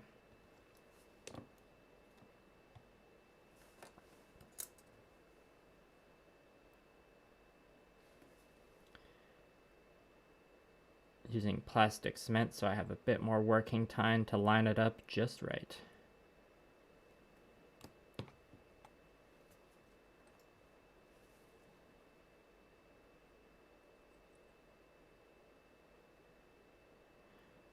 Plastic cement won't stick to the gray resin, but it'll stick to the brown plastic nicely.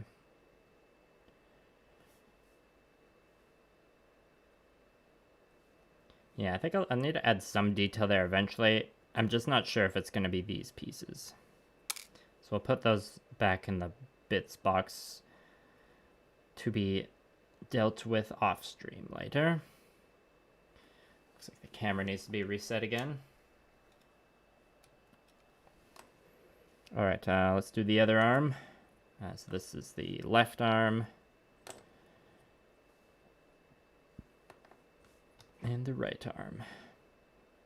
It's very satisfying how these fists from a different kit just fit in there. Just fist in there.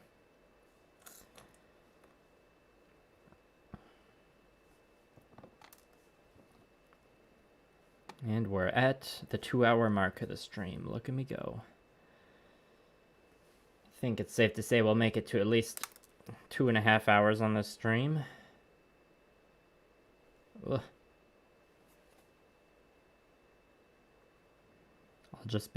I'll be doing all the kit bashing that I've planned out for this kit that I am confident with and can just execute right away, and then the areas that I'm not quite sure how to work, I will do off camera, and then you'll just see photos of it later.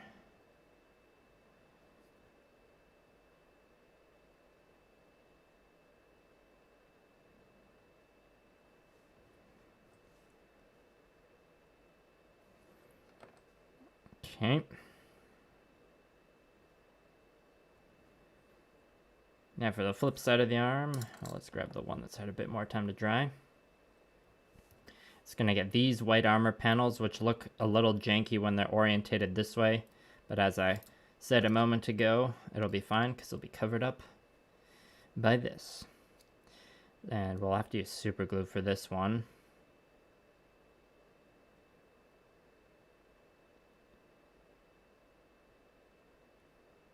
So I think that'll go on there easy enough. It's just a question of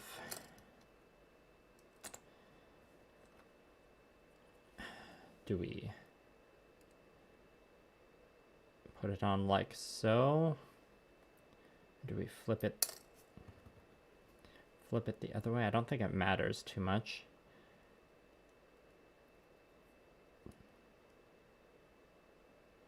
Okay, it looks like it might matter a little bit. Do it on there. There's a slight angle on that side, but if we flip it the other way, is there still an angle? Less of an angle. So we do want to do it this way. As you can see, there is a bit of a ridge there that I am going to shave off just for a better glue connection. So we can take this hand off for now. So just going to shave this nub away. We might shave the nub off on the other side as well, but we'll need to figure out how we're going to finish modifying that side of the arm first. Ooh, that nothing like a nice fresh hobby blade to shave it off like butter.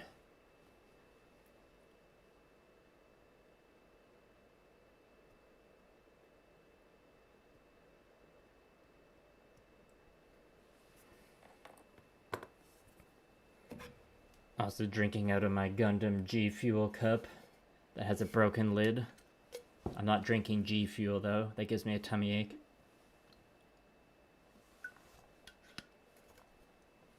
It's just water. Okay, I've already forgotten which orientation I'm doing. I think it was that way.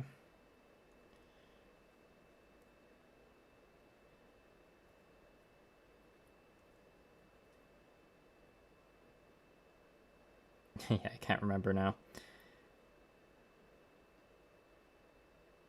The angle was obvious before, but now it's like, it kind of looks like both ways have an angle. Okay, I think it's this way.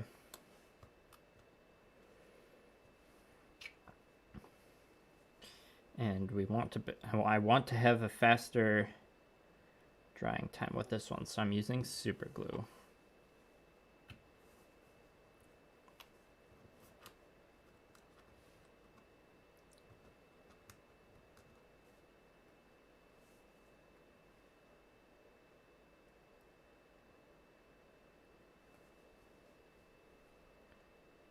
Line it up quick.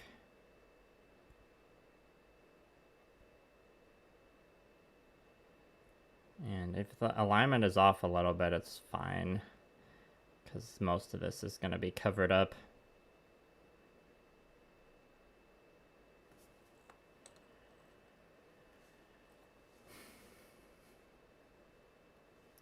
Okay. And we'll just glue the next one right away.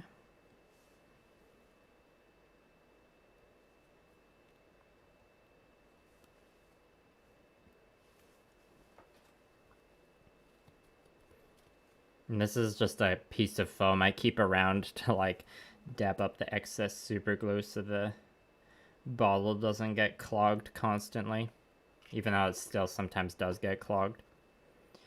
That's just super glue for you. I watched the Eons of Battle video once. There he's giving like hobby tool recommendations.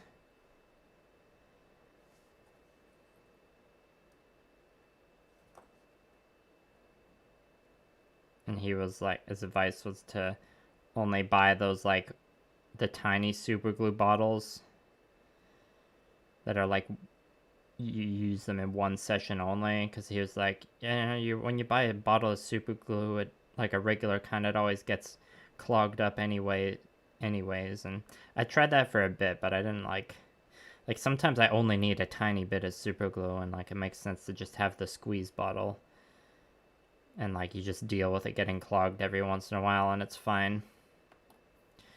Alright, this one should be dry enough now to start attaching the blade.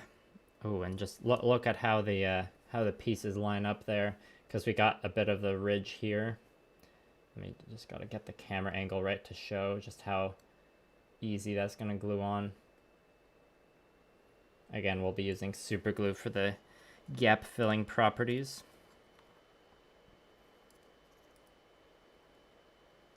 Just 2 dollops of super glue should do it.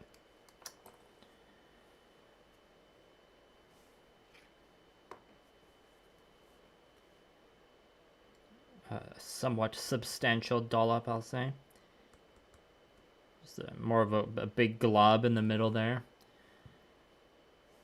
This is POV. You're a miniature wargamer that's brute force kitbashing Gunpla like you would miniatures.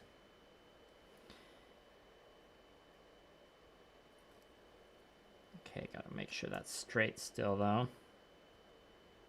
Or, you know, straight enough.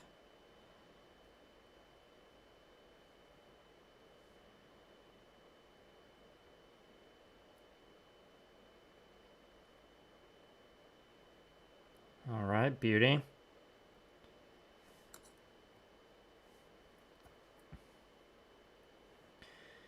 And for the other side, this side do have to make sure it looks a lot like the other one.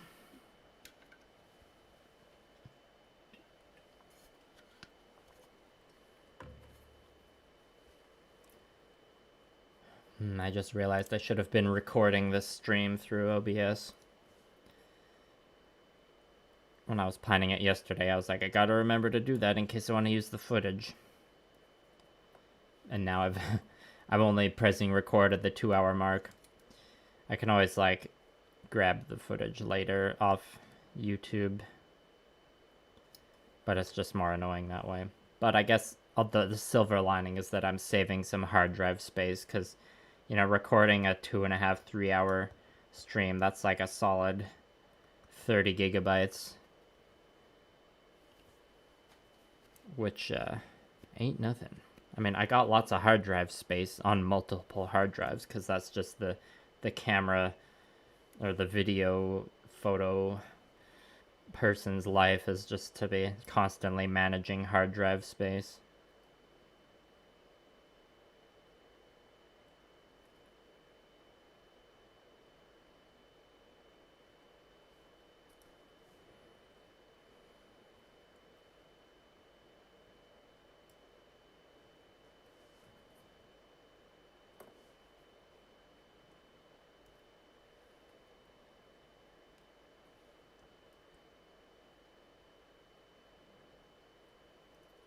Whoop.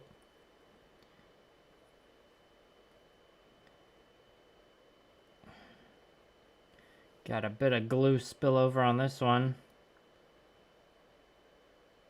I would try and dab. Okay, I'll try and wipe away some of that with my finger. If I try and wipe it away with the sponge, it'll just create an awful texture that'll be really hard to fix.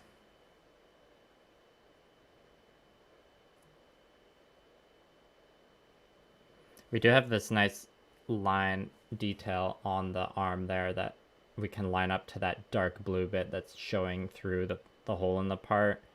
That's pretty handy for getting the piece straight, actually. Okay, we got some arm shield blades now. Look at that. I can't attach the hands on yet. Just gotta let those dry. But that arm modification is kind of done now, which is great. Now the shoulders, this is going to be a trickier one. There's a lot I want to, or there's not a lot, but like, I want to fill out the detail on these more. And it's just going to be a bit more complicated. Much like and somewhat like the waist. I haven't quite decided what I'm going to do.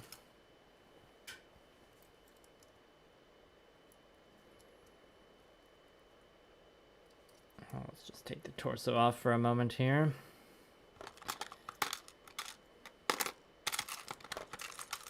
Get our bits out that I had allocated previously. It's a bit more of a substantial pile because I hadn't quite decided what I was gonna do. Oh yeah, and we got more magnets we gotta brute force out of here. These ones will be a bit trickier to grab, but I might still be able to do it. These are tiny magnets that are less useful, so if they are stuck in here forever, it's not the worst. Oh, we got that easy enough though. You can see these pieces are just absolutely crusted up with super glue from previous brute force kit bashing. And by brute force kit bashing, I mean you just glop super glue on it instead of cutting the pieces and filing the pieces to like fit together well. You just glop super glue all over it. All right, now all the magnets from that previous kit bash have been extracted. Like I said earlier, I'm not against the idea of using magnets for like swappable pieces on Gunpla. It's more just like I changed my mind about my goals for this, or my plans for this project specifically. Okay, so we got pieces of various colors here. It came from this Gundam wing set. Mercurius Suivant was part of the name, so it came with like, so we've got a bunch of matching pieces here that are just different colors. So you can see we got pairs here for each shoulder, so I'll just separate those out. Oh, and then of course these are pairs too. These were originally, these are like elbow pieces from Master Grade Barbatos. So yeah, there's like too much negative space in the shoulders here, like this area and this area. Like the shoulder armor just needs to be built out a bit more. Also like this area here, or this area here. Hold it closer to the camera so you know where I'm talking about.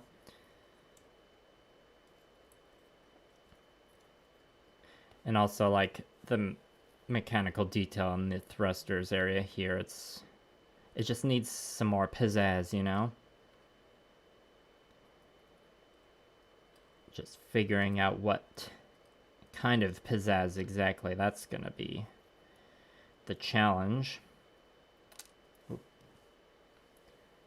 probably time for some putty or some poster tack.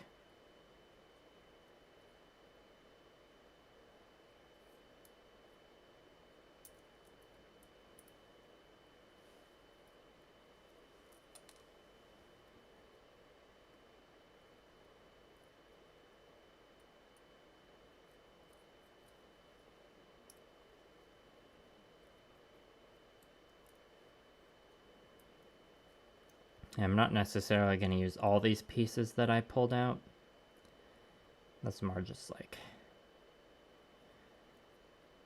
for generating, or like so I didn't have to do a bunch of sorting through the bit bin on stream. I know some of you like that Lego ASMR vibe.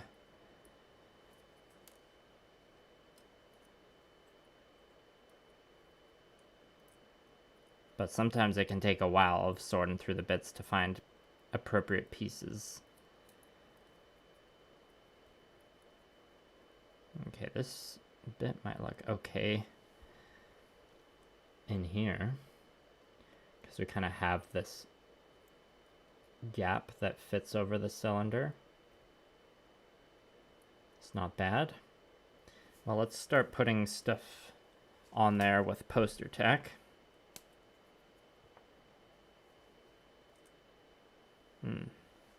Just found a beard hair on the cutting mat, classic.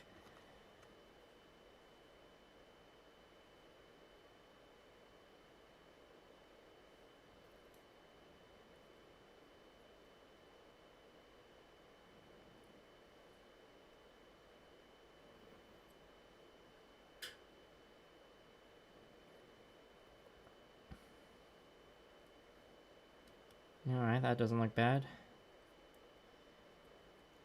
This piece probably will, I'll cut off that attachment point on the tab, and okay,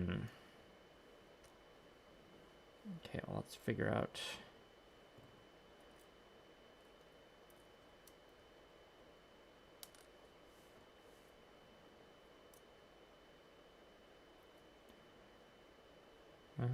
Let's start off by putting that piece next to that. Where'd it go? It fell down somewhere. Come on, it's a white piece. It shouldn't go missing that easily. Oh, there it is.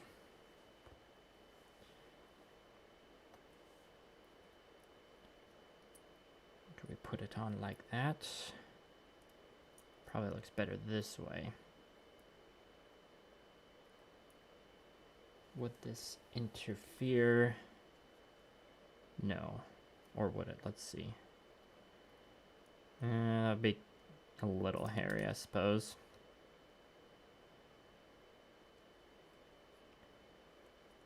Maybe it could be used to fill out this area. But actually, I took that white tab off on this one, so maybe my idea was that this would just like fill that space better.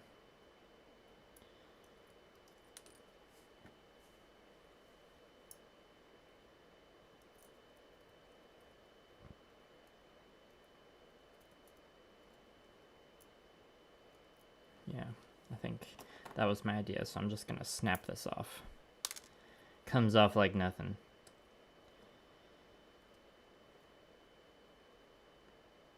Will require some metal filing to get that curve right to fit on there. Hello, Kid Gundam. Oh yeah, you got an IBO kitbash planned yourself? Since you're just tuning into the stream, this is what I kitbashed earlier. I mean, this was just a really simple modification with leftovers.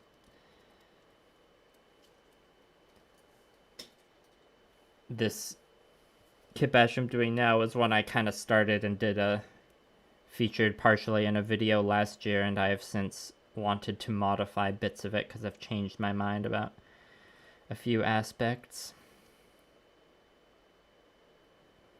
Yeah, no, maybe this piece could look good attached on like that, or perhaps onto there, and that looks a little janky.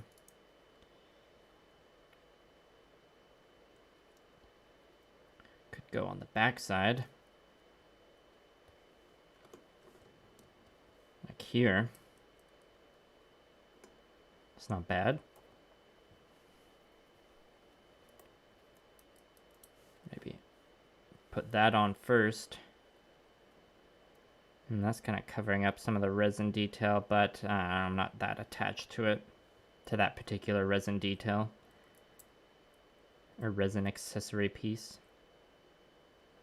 Okay.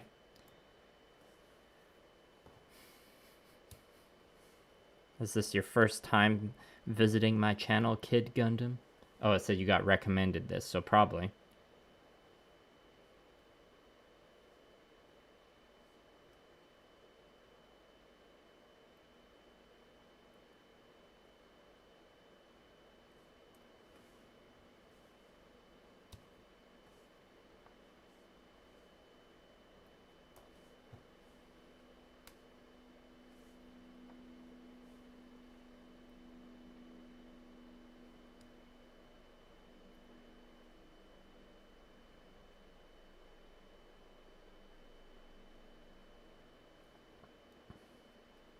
Well, so we switched the piece at the bottom there. Okay, this, we should probably attach the actual arm here.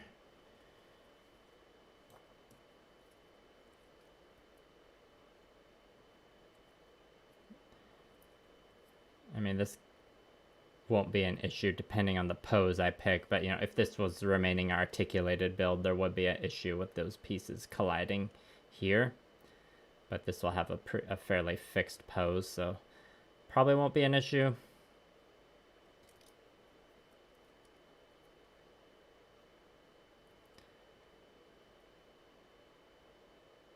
I'm not entirely sold on this piece here. Maybe it would look better if it was like that. Or perhaps like eventually you will get around to an RX-78-2 IBO kitbash, calling it the Solomon. That sounds pretty cool.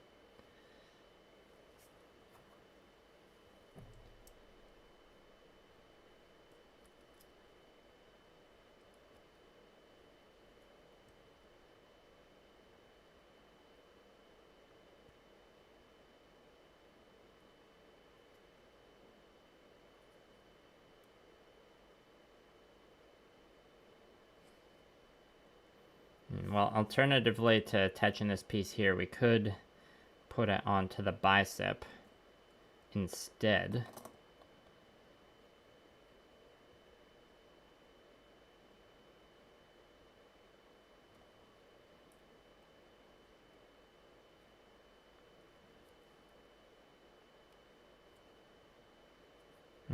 That's looking pretty janky in itself, though. Maybe not.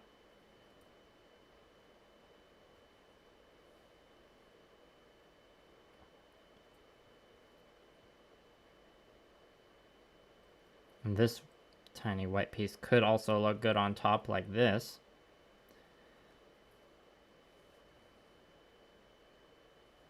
And I think I had taken these parts out to like, I was debating chopping them in half and like gluing them on either side. And this piece could actually work okay in here. But debate like possibly needs to be cut along this line here so it can just fit in there better. I think the vibe I'm getting now is I need to have a sit down and seriously think about what I want and finish that off stream. But we need to figure out what to do for the side skirt to fill that out, and then figure out how to fill out the shoulders. But everything else we've been able to do. So let's just assemble what we got. Give a brief overview, then I'll start wrapping up the stream because we're at 2.5 hours. And I gotta get on with the rest of my day. This has been a very fun stream, though. Thank you all for coming. I almost always know I get a great turnout for Gunpla streams because that's what most people subscribe for. But I ain't gonna stop with the minis, let me tell you.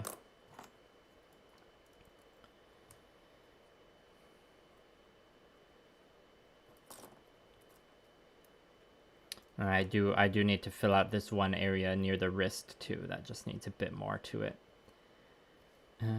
Torso.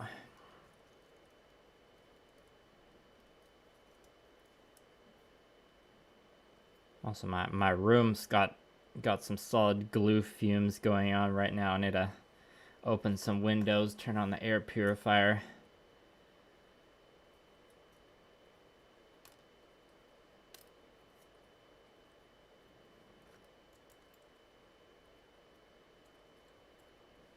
Oh yeah. Yeah, the addition of the arm blades and the missile pods, I'm feeling way better about this now. The lobster arms were fun while they lasted, but I think this more fits the vibe. And of course the leg and head swap does a lot. Oh yeah. I'm really liking how this is looking. Everything gets better when you add high heels, right?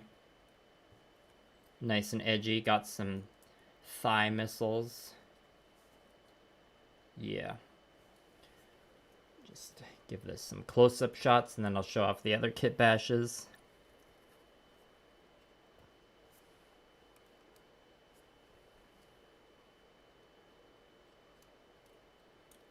One aerodynamic boy.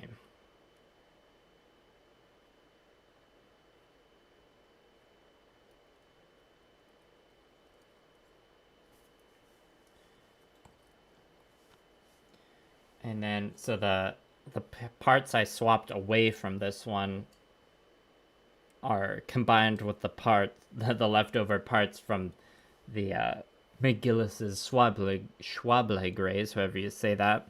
So now this is our new Iron-Blooded Orphans leftovers that will just chill on the shelf. No plans to paint it. This is literally just the leftover pieces that just fit together nicely, and it's another one of those situations where like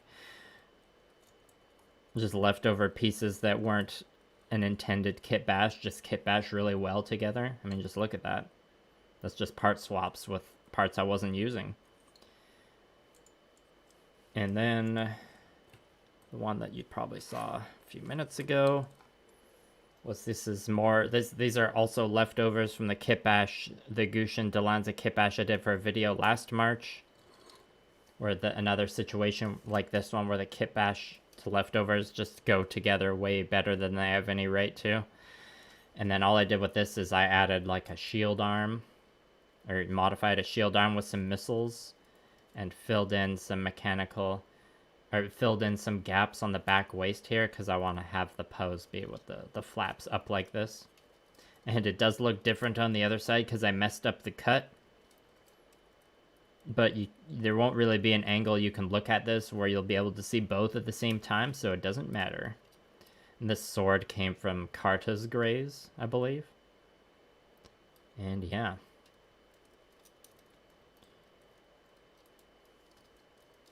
So yeah, I think I'm gonna wrap up this kit bashing stream now. We're at a neat 2.5 hours.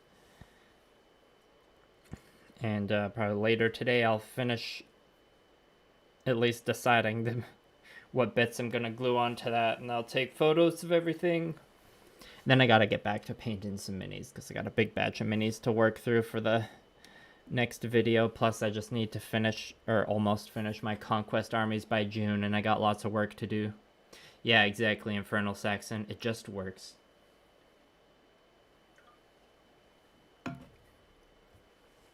Well, on that note, I will say good day to you all. Hope you all have a great, what day is it? Is it Wednesday? Yeah, hope you all have a great rest of your Wednesday or Thursday if you're about to go to bed or something. And no, I don't have a specific plan for the next stream yet. I don't think there'll be any more streams this week.